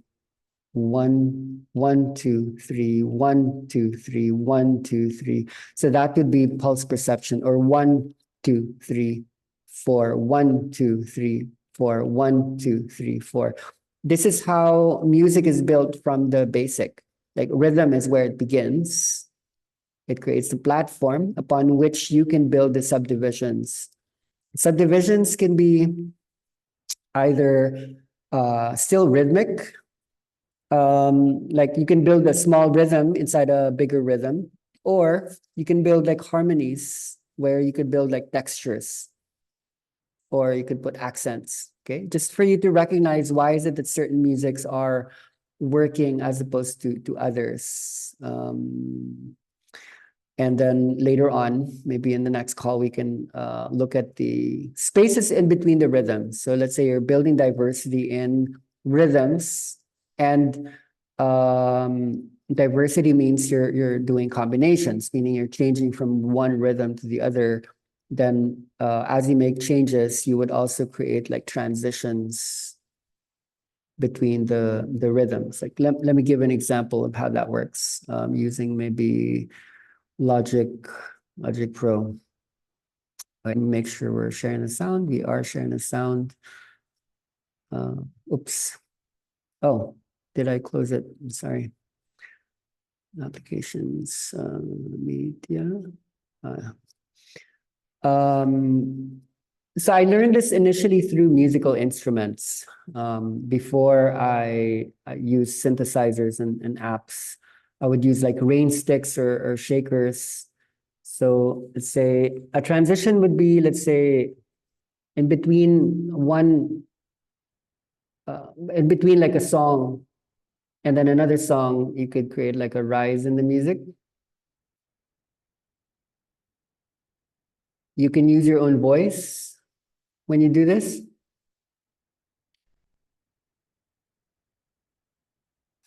Pai, we don't hear the sound. So this is just a difference between a vertical space where one thing rises up or falls down. No, not that. Hey, Pi, we're not hearing the sound. I think it's not shared. Can you hear it now? Okay, never mind. It's okay. I didn't have time to.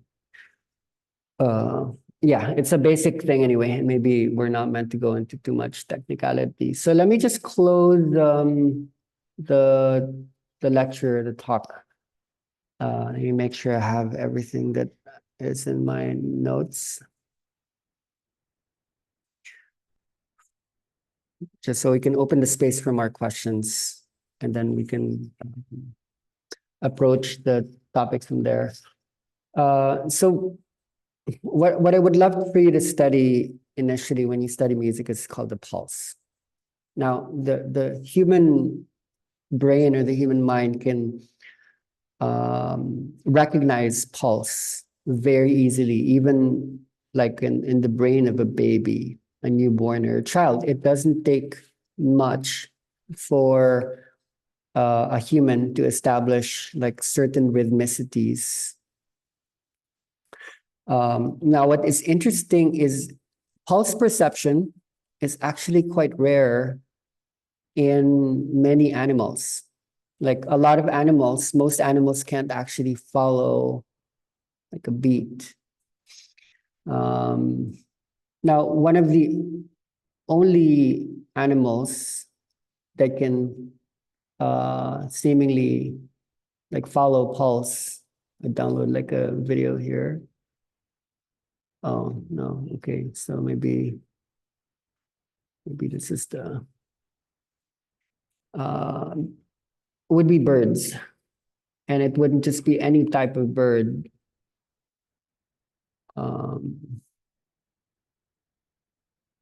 But it would be birds that are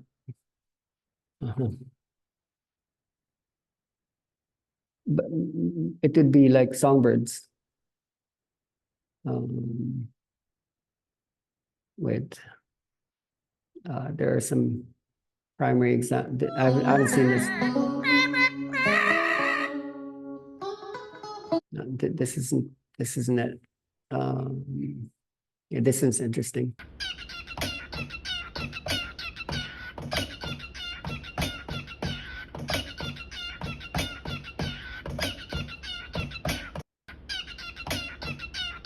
Okay, so why is that? This is something that's being asked by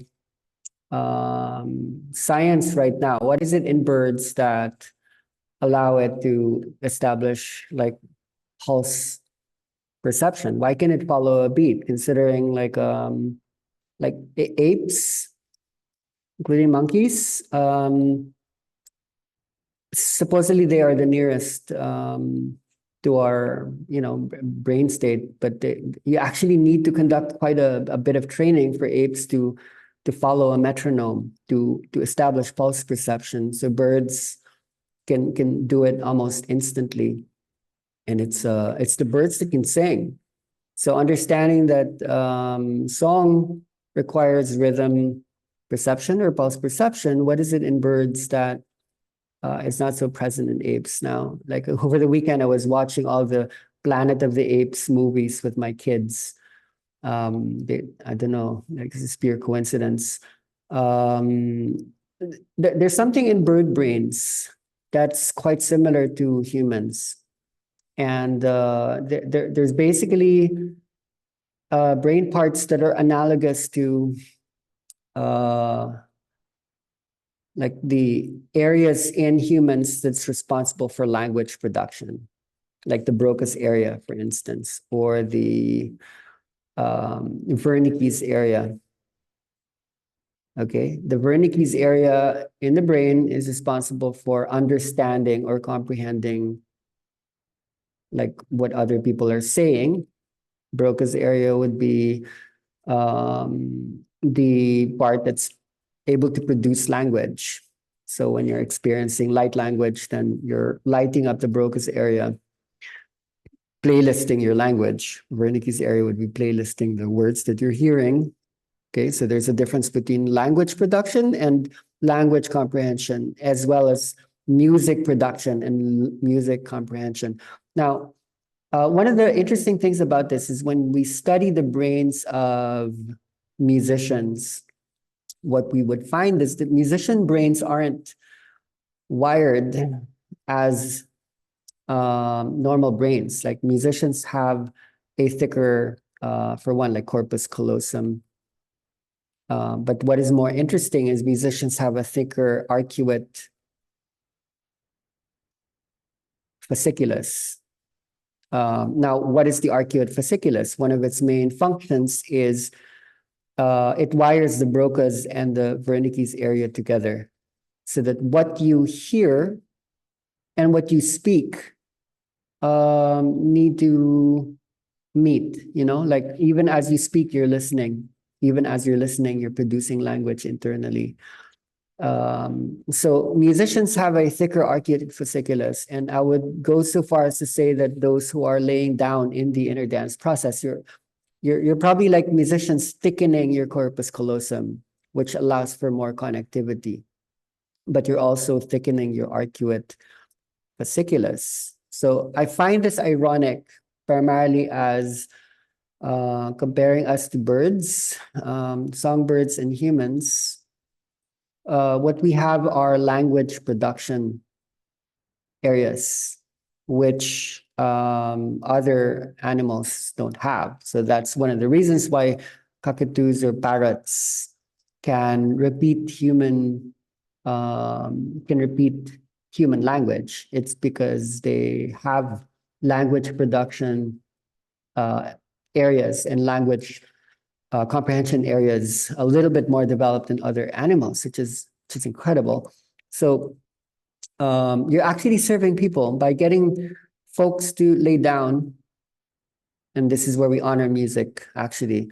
Well, getting people to lay down, thickening the corpus callosum, thickening the arcuate fasciculus, but also developing the Broca's area and developing the Wernicke's area actually will lead to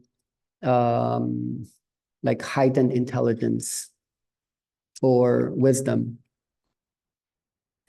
But this is only if you're not just conducting a regression. Now, again, regression is like going back to the origins, the tribal, the animal, and a regression is in fact like a ruining or a destroying of the language areas. So when you're conducting the style of like energy process where it's like stop thinking, stop speaking, don't ask questions, so on and so forth, it won't be intelligence or wisdom that comes up. It would be whatever is the opposite of those, and so on and so forth. So you need to build in an intelligent system, so that as you establish, I want you to study pulse patterns and rhythm perception over the long period. That when you pick up certain tools, could be like a drum machine on your phone, your iPad, your laptop. It could be a synthesizer drum machine. We will cover some of that during our training together. We brought this up already. Like the pulse perception allows for stability. And what pulse does is pulse establishes predictability and anticipation. Now, we've already studied in the past weeks that the part of the brain, there are several parts of the brain that establishes pulse perceptions. One of those is the dopamine cells, which are actually time cells. The time, as you now are thinking, is relatable to rhythm. Like rhythm organizes time. Change the rhythm, you will change time dimension. Now, dopamine's main task is, also predictability, anticipation, which is also rewards. Rewards is actually how we establish predictability. You know, if that was good, then let me do it again. And so I will want more, and that leads to addiction. So the technique that you are having to learn in terms of rhythm and time is the ability to change time signatures or meters or speeds as well. You know, your ability to take people across multiple speeds will make sure that they're not just in the addictive system. So that is why you would study study this, like subdivisions inside pulses, but also speeding this up, or no, that's slowing it down, or like speeding this up. Let's say moving the duration between each rhythm, like in terms of faster or shorter distances, right? That's why you would study this. Now let's look at an example of when humans start to lose pulse perception from like a medical standpoint. I don't know if you might have a chance of working with someone with Parkinson's disease, but the use of music has been quite important in the inner dance process, so that when people have used inner dance in patients who have either, I have not seen this before. Cool little study I came across.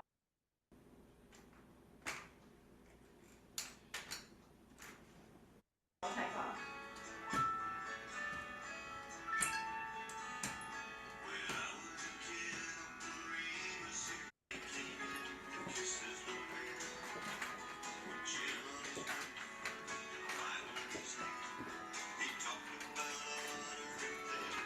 Let's look for any other, this could be interesting. And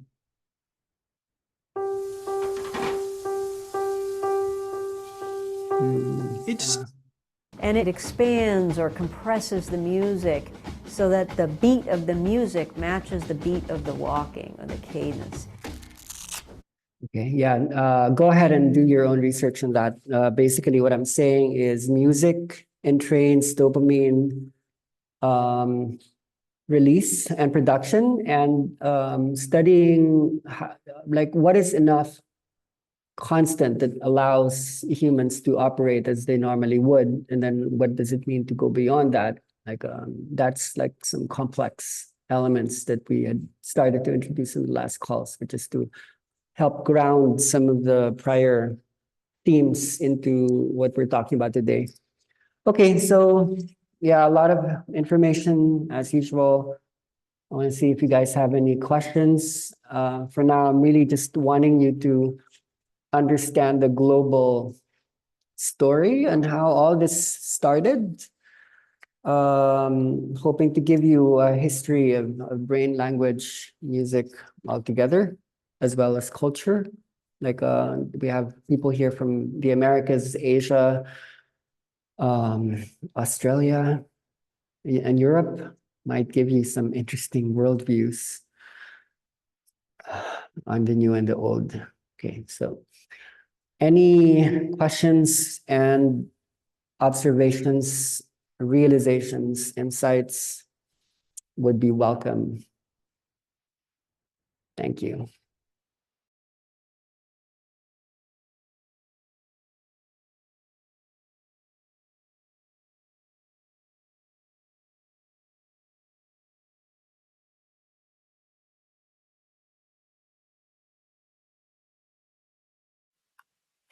Hi, Pai. Noel here. So I'll start the ball rolling. Might not exactly be towards the playlist thing, but for me, it's just curiosity. Like you talked about, channeling this information, having the symbols, seed of life, flower of life, come into your body. So I was just wondering, what or who do you actually channel from, and what do the symbols coming into your body actually feel like for you? Okay. So I think there's a reason why humans around the world perceive common colors. There's a common rainbow, whether you're in the tropical or the temperate, the north or the south or east or west. Sound is strange because most musicians around the world, globally, we do share the same music where there would be the common scale. The chromatic would be 12 notes. The major and minor scale would be 7 notes. So we have coordinated. How I perceive this through my own body, being born on the key of 7, is right now you have many humans in the inner dance process. So we're saying, I saw a color that I've never seen. I saw a color I didn't see before. Now, when you think about frequency or rhythm, there are now frequencies and rhythms that are used in the inner dance process that goes beyond the normal frequencies and rhythms, either slow or fast or high and low. This is what we're learning to use anyway. So when we think of dogs, for example, dogs can hear frequencies that are beyond the human range. I think the human range stops at 20,000 hertz. Dog ears and many animals like bats, they can hear way, way beyond. So I think the sacred geometry helps us to understand the range or the dimensionality that we have been in the you see. This is my understanding anyway, starting from these symbols. Like that we had been in this age where it was 6 + 1 = like 7. And we are moving to here. We're moving to 13, which is a Fibonacci. It's a Fibonacci jump. Okay, it's like, what am I doing? This is so my brain. This is 7, and this is 13, which is 12 + 1. 1 + 6. So I think this has been the dimension we have been in. And when I was first coming into the world, back from like living here, coming from like a weird space, I had moved to here. I was living here, and I literally had to move back to the third, to 3D. But I was literally coming from 4 or 5 dimensional space-time. I had to train myself to talk to people, to understand where people are coming from, so that there would be a meeting point. People called it like a workshop or like an inner dance process. So were we to look at this from a neurological perspective, wait, where's my cursor? Okay, it's this one right here. Now, I probably have shown this before. When information mechanically first enters the body through waves, it's actually quite fast, right? And then as it rises up and travels into the cortex, we actually need to slow down the rhythms. So here you would have the delta theta rhythms more prominent. But when information initially enters the brain or the nervous system from the autonomic nervous system, or let's say the sensory elements into the brain, for us to create, like here would be thought, here would be behavior, but here would be pure information. Like before encoding and transduction and then selection happens, maybe this is in the thalamus with the hippocampus, and this would be more the prefrontal cortex. Before all of this becomes possible, we start here where the information is actually quite fast. So we can see that this is what humans did. For us to establish organization like in the world, we had to slow down like time and space so that there would be more constant. But now we're moving into other dimensions in terms of experience, and this doesn't need to just be seen from like a spiritual space. This could also just be technological, that maybe this is the age of the internet, of Wikipedia, and this is just the age of reading and writing and the spoken word. So inner dance is a gateway into other dimensionalities. And this could be like turbulent, this could be chaotic, this could be rocky, if we're not used to it. So as I spoke, say, this is the rainbow, right? There's like seven colors in the rainbow. But literally I have like listened to so many people saying I'm seeing colors that I've never seen before. Now, for that to happen, there needs to be changes that happens in the eye. I don't know if I have a picture to demonstrate that, but let's see, maybe here.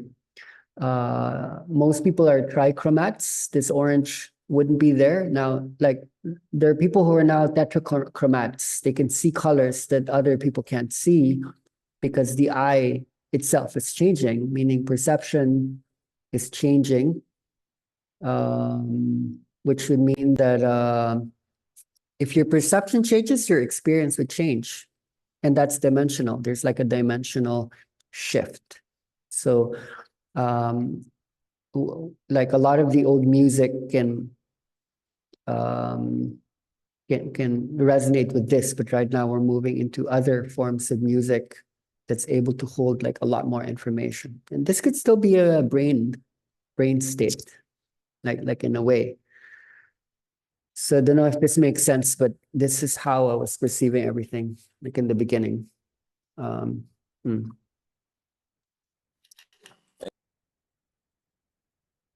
Okay, questions? Insights? Ideas? Hi, Pi. So there's a lot is coming up for me. I haven't made sense of everything yet, so I'm just gonna go with what I intuitively is coming up for me. I think it's very interesting that you brought this up today because literally, I think a few days ago, I was thinking in my brain, oh, how was Inner Dance first started? And I literally went down this whole YouTube rabbit hole and I watched this documentary. I think it was made by a filmmaker. And you explain like, oh, you were trying to explain infinity through the box. And yeah, so this sort of contextualized what I received from that video alone. It's very interesting when you linked the flower of life and the circle of life, and then you drew that diagram of the two triangles representing fire and water. Because I remember there was this one night when there was this like huge ringing in my ears, and I woke and I saw the Merkaba spinning around me. And from that day onwards, I started to see a lot of like fractals and patterns in the eye, like not in the little eye, but in the metaphorical eye or whatever it is that you call it. And it allowed me to, and that was during the same time when I experienced the inner dance. And from the way you contextualize inner dance as dimensionality, yeah, it allowed me to perceive the world in so many different ways and draw connections in the way you do as well. So yeah, that was it. I think the question that I have in my head is, I'm in this phase where I feel there's so many abstract things coming back, but so you talk about the feminist chaos, and I feel I'm there. But my challenge is sequencing what I perceive and see, and like what you said, coming from the fifth dimension and bringing it back down into the 3D to relate to people. So I'm curious to know, like, what was your journey from perceiving the world in that way, and how did you come back into the 3D? Because I'm really struggling with it, and sometimes I struggle with putting words or to sequence my thoughts together in a way that feels relatable for people or for myself. So Mm. is there a way through which music can be used to entrain Mm. or changing the way that I listen to music? Because even now, like the music that I'm so used to is like polyrhythms, or like I listen to a lot of math rock where there's chaos everywhere. And I'm curious to know, like, how do you use music as a way to entrain the brain? Mhm. Yeah. Okay. Yeah. So we will be going through many stages. Like I had to go through many years where I couldn't even listen to music. But what my body and brain was craving was to listen to the words. Like I had to go back to school and I had to listen to what evolution had already provided for us. And often religious texts weren't enough. I had to go into all of the histories and I had to combine all those histories. And when you gone deep, you know what you would resonate with because of you coming from like oldness. So understanding my own journey was really based on the human becoming the earth, the human communicating with the earth. Like for me, I was an initiate as still there was an initiation. It wasn't just human, like another human guru or something culture based initiating me. What was initiating me was the planet, and I had to basically had to diversify. Like it's like when you throw something into the compost, it would decompose. So if you throw a body into the compost, like there would be death that happens. You know, the mushrooms would help with the decomposition. And then when you come out, you actually come out raw. But the rawness would come out with like a lot of diverse elements, like on the basis of, you know, like the oldest ancestor that we have is the bacteria. So on that level, like where we initially started had nothing to do with thoughts, with feelings. We had to begin with metabolism, with immunity, and that's still operating inside of us, where the human body is always just trying to find balance. So what you need or we need to commit to right now is when you go into what many people call energy, because you are embodied, the energy does have like formulations there. Metabolism, immunity, emotions, feelings, and thoughts would all seek for balance. So that when you do lay down, the body is seeking that. It's looking for homeostasis. It's looking for balance. On a thought level, what it's trying to look for is consonance that, you know, like you're not hiding certain truths. You know, you're coherent, that it's clear. So let's say on a deep body level, you would need to create homeostasis on the basis of metabolism, that you're healthy, fire and water balance, that you're strong, you're eating the right food, you're exercising. But on top of that needs to be coherent thoughts. And so it's like you're building a new body and a new mind at the same time.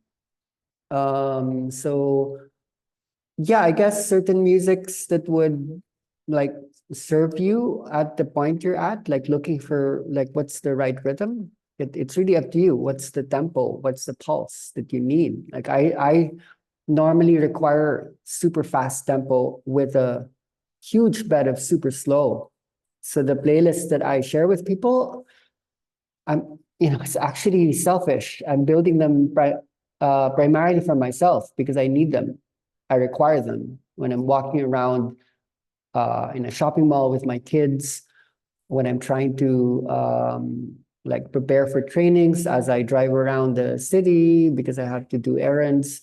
I need that playlist in order to hold the information while I'm studying. While I'm in the car, I have my headphones on. While I'm walking around, I have my headphones on. Like how much information can you hold? How much information are you interested in? So based on the history of rhythm, it needs to start simple. It needs to be like a basic pulse pattern. And then when you increase that, like you're changing your brain. Your brain can handle more. So when it's not filtering as much, then even what is in the realm of cognition or thought level, you're also still operating from a very primitive, ancient level. They start to meet like the super slow and the super fast. Balancing that in a place like Singapore, for example, which tends to be quite linear, quite organized. Part of diversity is flow. And one of the things that we had to give up in order to make masculine or patriarchal like society was flow. We lost the flow. Flow is becoming nimble, becoming flexible. This is what people lost, like the ability to be flexible, because time created this sequencing capacity for us to plan things out. I don't know if you guys have watched Inside Out 2, the cartoon, which has just come out. And the lead character there is anxiety. And anxiety was the emotion that's like worried about what might happen the next day. So there's this need to think of the worst and plan things out in a sequence. So what humans have lost is the ability to flow. So when you get people to lay down, they would find their flow. A lot of flow happens outside of rhythm, actually. It's the ability to go outside of addiction, anticipation, and predictability. Remember, like where this work begins is the ability to shock, or it's the element of surprise. This is what breaks the dopaminergic pathway. And then, like when you reach another level that your body would resonate with, you would harmonize there. So for some of you, that would be like a rhythm that's maybe very different from the rhythm of others, or the rhythm that you used to hold. Takes quite a lot of discipline and effort, I think, to get there. But it's something we're doing, and the more you give it to others, you actually give it to yourself as well. I think we're doing a good job because we are studying together. You're putting on top of the metabolic, the energetic, and the immunity level. You're raising it up to a more conscious state, a more aware state. There's more coherence now. Okay. Gra is in Cebu. Yes. Hello, everyone. I actually liked the call overall, and also the question, because I went through Broca's aphasia for quite a while. So structuring back language was really, really, really a really raw process that I had to go through. Basically, I lost the ability to combine any words. So I was only speaking in light language for quite a while. And when I came back into this space of speaking again, I would still miss some words in the beginning. And I would still have a real big problem, like assigning words, like what is this word and where do I put it? And aside from that aspect as well, the entire experience of actually lifting up or actually shifting between dimensions, it really makes us, in a way, in the beginning, I had a lot of hate towards language. I was like, I don't want to use language because the words, they become so small and I have so much, or everything is just so complex. There is just so much information that I cannot put into these words. It took me a while to shift from this complex relationship with language into a place of more peacefulness, and also more understanding of, rather than like understanding or seeing it as something to be avoided, seeing it from a different space of where you can really just try it out. So my way of also coming out back into the 3D was really exploring trial and error, you know, and it was really like a baby, really coming back into the world and trying, how do I say this, seeing the feedback of what is in the space, because we're really regressing, but we're coming back. So it means that we are reparenting ourselves. We are building up our blocks once again. So we can use both our ability to reflect about things and also our ability to converse, to dialogue with this space, which is how learning happens. So taking out a lot of the burden of having to be right and having to be saying the right things, and understanding that everything at the same time, in a more broader perspective, everything that we say is the right thing to be said, and everything that everyone says is the right thing to be said. So when we look at this, we really begin to have a different relationship with this process. So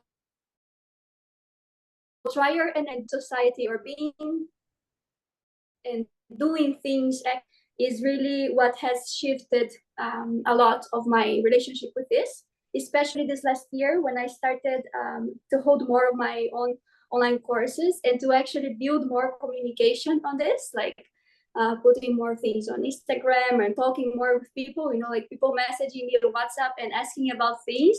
And in the beginning, it was so overwhelming. Like, okay, this person is asking me what inner dance is, but I actually have no idea how to word this. So you really just have to put yourself out there and be in the space of building up again, picking up blocks, throwing blocks away, crying a lot. It's not always pleasant. It's gonna be a little bit of a journey in this, but it is rewarding because we do learn how to bridge things. We do learn how to live in the 3D and in the 5 and 4D at the same time. And I think, like, at least in my own personal journey, this is what has been really coming lately. How to make the complex, how to bring the complex also for people who cannot access it. And this is important. This is, for me, one of the most important and one of the things that really made me go through this process as well. To bring this, to bridge this, and to earth this, because on the earth, this is when the actual changes are going to happen. So yeah, that was it. Thank you. There's something important here, quite deep. There's something that language carried over with it, that's part of like the fear system, that also has organizational capacity. And a lot of us would probably have perfectionist parents, your parents with high expectations, and parents given society itself, the government, like expecting more and more. So one of the things that got lost along the way was play. You know, it's the word play and playlisting. Language took away the actual playlisting process. Now, playlisting in the inner dance sense is the ability to combine out of intuition. And when you do that, let's say you're holding the space, you're putting stuff together, and it's really not just the music, it's the way you put the words together, it's how you organize the whole room. And there's so many options there. One of the biggest human fears is the fear of making a mistake.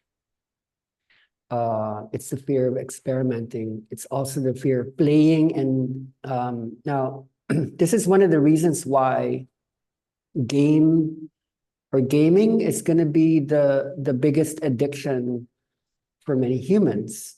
It's because it's not just an addiction, it's also a way to consider the options that are not normally allowed in a linear like construct. The government won't let you make mistakes, you know, your family system doesn't normally just let you make mistakes. And now humans also don't want to make mistakes. So this is how time works. It's so sequential, it's so ordered that you really need to have, you know, a plan. And then when you start to enter into another dimensionality, you actually incorporate the mistakes. So, you know, like not being afraid to make mistakes actually helps you to not be in the energy of a mistake at all. You wouldn't understand even what is a mistake. There are no mistakes. Like there's a dimension where there are no mistakes. There's no coincidences. So what Gra is speaking isn't so much as music production, but in the brain of a facilitator, just like in the brain of a child, it's normally when a small child starts to make combinations of words that it didn't hear from the mother or the father where thinking begins. This still goes back to the question held by Jeremy, whereby you begin with a sound, you begin by holding bodies, holding the space. But when you start to commit to words, not just the music, there's something quite scary for a lot of people because it requires commitment. A lot of people don't jump up to holding the space because they're afraid of commitment. And I'm sorry, that fear of commitment is coming from making a mistake. And that's rooted in being wrong. That's rooted in all the experiences where the person was told that you're not good enough, that you're not worth, you're not deserving, you're not meant to you know to be held, and now you can't hold. So were you to get to hold this level of complexity as well as like depth means you have to have lived like on the earth for a long time. You have to be ancient. You have to remember this much bigger picture here. But the problem here is based on trainings that we receive in schools, in you know legal societies and families and religion is you can't lose. We always have to win. You know, it's the whole life thing is a game. The history of inner dance has to do with like losing. The greatest winners are actually the biggest losers. I mean, historically, some of the biggest influential minds actually had to lose. They had to surrender, even a lot who founded religions, and they had to lose. And people don't want to lose, you know? That's what the other type of selection is about, like natural selection from Darwin. And evolution, the strongest will win, the strongest will survive.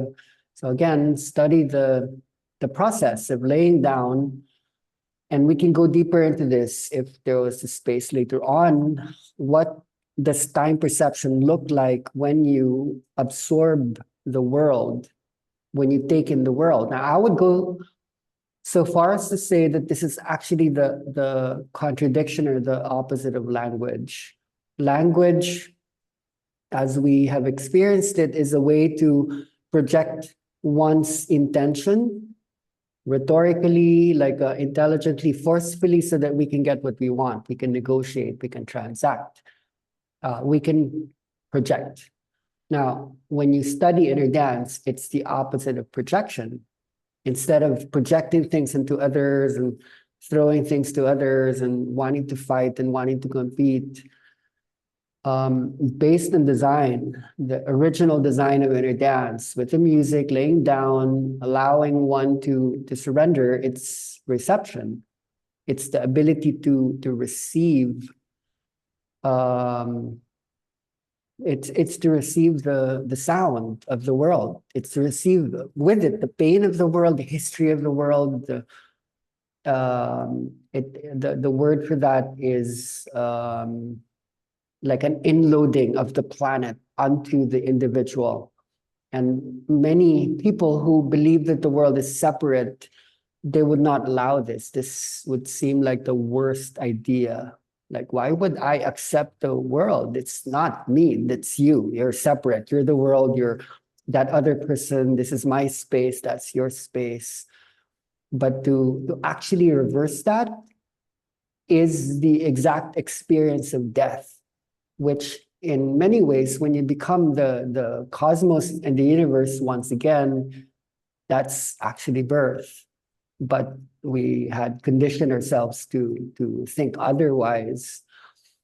So now we're being given this chance to remember the true experience and concept of time, and it comes seemingly as a modality or as a healing process.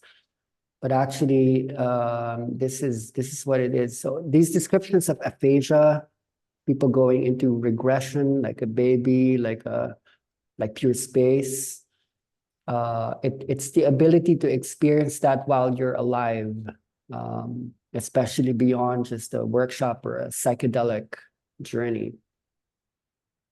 That's the point of evolution we're at. Like language is transforming or shifting into another dimension, and we're introducing that. Okay, Marcia, let's see if your sound works. Yeah, does it work? Yeah. Yeah. Hi, everyone. First, I want to introduce myself. I'm new to this group. I'm part of the group of the ex-CAP facilitators. So I'm quite new. I have a lot of questions and a lot of simple questions that you guys probably are ahead of me, but I'm going to ask them anyway.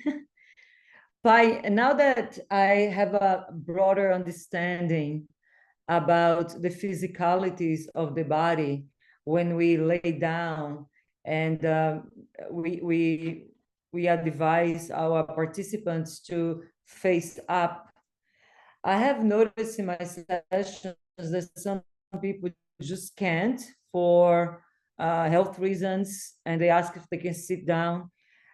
What would be the second best option, if there is one, for us to give to our students, to the participants, so they can feel the opening and the relaxation and openness for the work? When I first started the process, people weren't actually laying down. They would be sitting up. Some people might even be standing up. The process would happen if you are able to hold like the sympathetic and the parasympathetic at the same time. So as long as people are trusting, the parasympathetic would be there.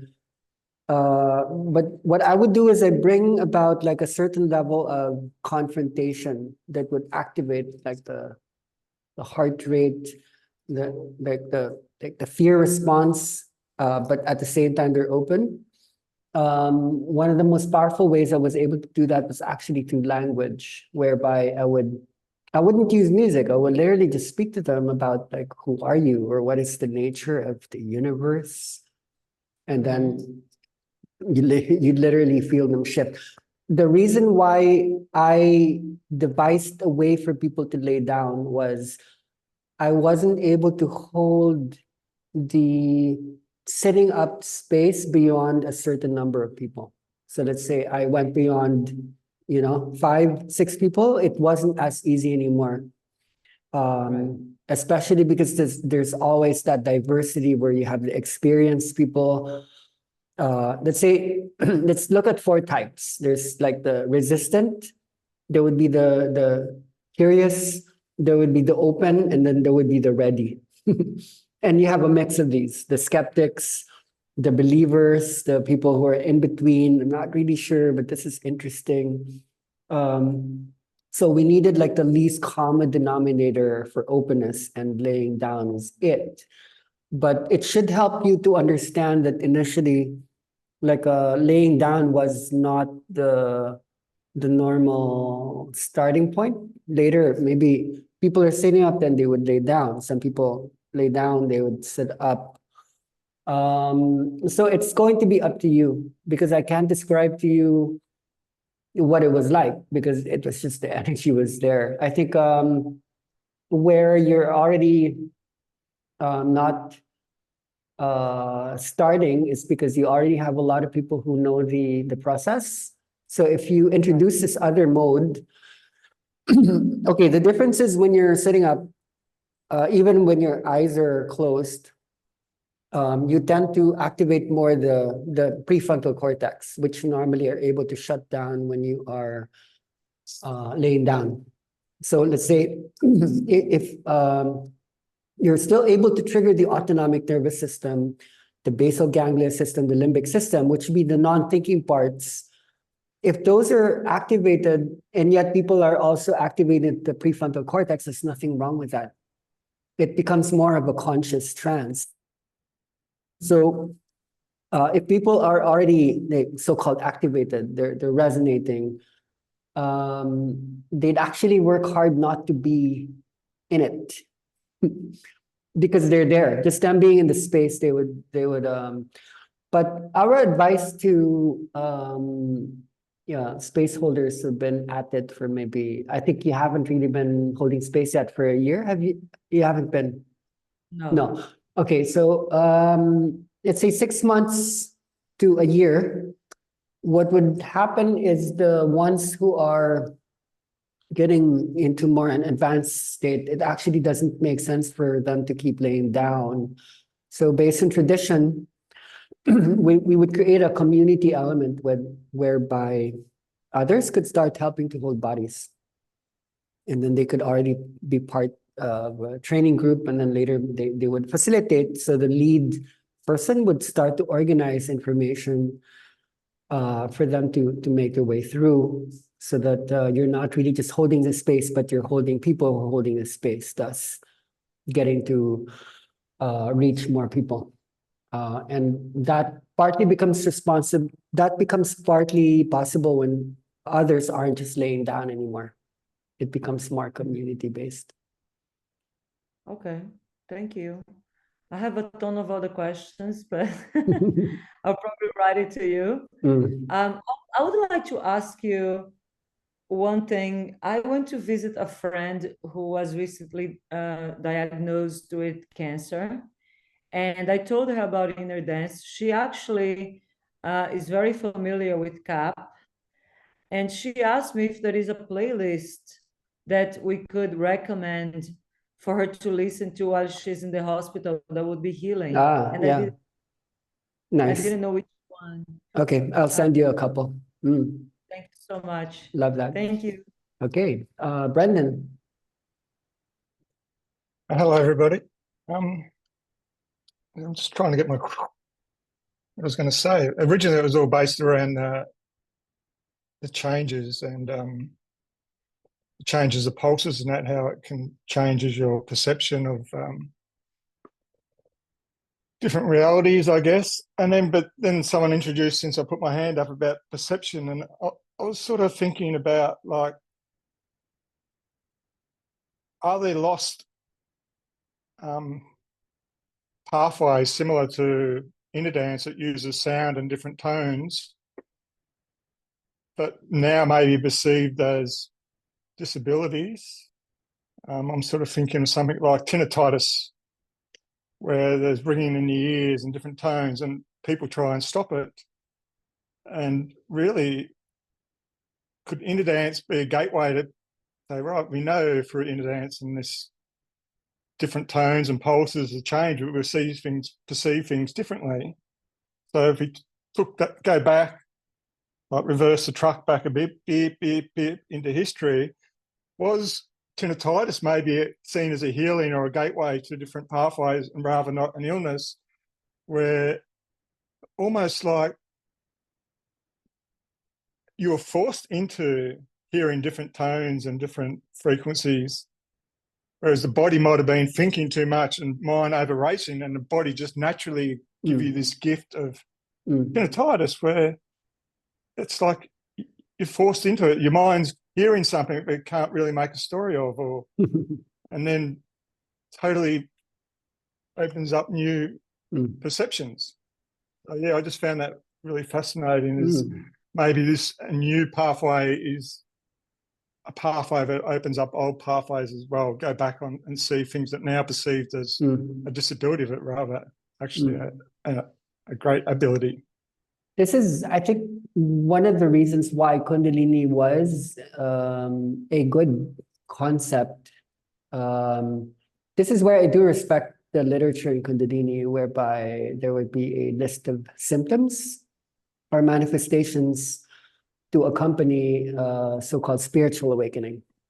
And one of the common manifestations is actually hearing high-pitched tones whenever an opening would come. So then when you do look at all of the symptoms that's part of a Kundalini awakening, if you bring that to a Western doctor, most of them would be problems to deal with. But they are symptoms that there's something a lot bigger than that's taking place. So what you're saying historically is quite cool, because Kundalini or epileptic seizures, before a seizure, epileptics would hear or experience the aura. So that's electricity beginning to surge through the brain, and they do hear very high-pitched tones as one of the possible auras. You're onto something there. Okay, thank you. Been a Okay. great session. Really appreciated it. Yeah, I'm hoping today was really helpful, because I want to enable a lot of you that this really just started really organically. So I hope a lot of you would receive playlisting from such a, I don't know, like you're always combining, you're always selecting, why are you choosing that thought when you speak? Why are you putting those words together exactly as you are? Why are you ordering your behavior, your movements? How do you prioritize this particular activity over that one? So I think in general, we're building a vocabulary, not of words or concepts, but it's exactly what Brendan stated. We're getting used to dimensions. Now, those who initially experienced this as a spiritual workshop in the beginning, often it's intense because of the jumping from one dimension to the other. And then you keep going back and forth, like intense, normal, intense, normal. I think from the point of non-duality, where this starts to even out is you don't really know the difference anymore. If you can jump between multiple rooms and it would actually all be one room, that means you have built a library of dimensions, not of concepts, but a library, a meta library of libraries. So that's what it means, learning to handle multiple frequencies. Learning to handle multiple frequencies at the same time, like stabilizing on some and then moving, and then you can handle almost anything. If you can do that, we can give you like the worst possible experience, and you're just there. You're equanimous. You're still. So understand that, at least, that when you give this process to others, when you introduce a specific rhythm, and it might be unfamiliar to them, but later when it becomes like a kind of constant, and then you introduce another rhythm, their brains are expanding. Literally, they can handle more and more and more.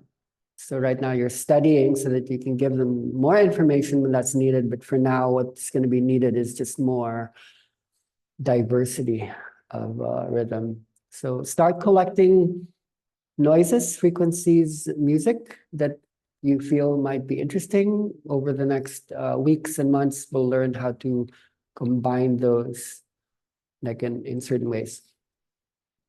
I think Sorry, it's just one. Mm, Sorry, just yeah. one last question. Is there ever such a thing as a wrong rhythm? I know you talked about experimenting, but I'm just curious to know, like, Mm. yeah, is there ever such a thing where a rhythm is not supposed to be there? Or yeah. Okay, let's look at the history of this in a way that might interest you guys. All right. So inner dance, as you heard from the South Korean man, was raw, right? So when it first got introduced in places like Manila, spread across the Philippines, went to Singapore, Malaysia, Australia, people were excited. So they would basically want to give the process exactly as they received it.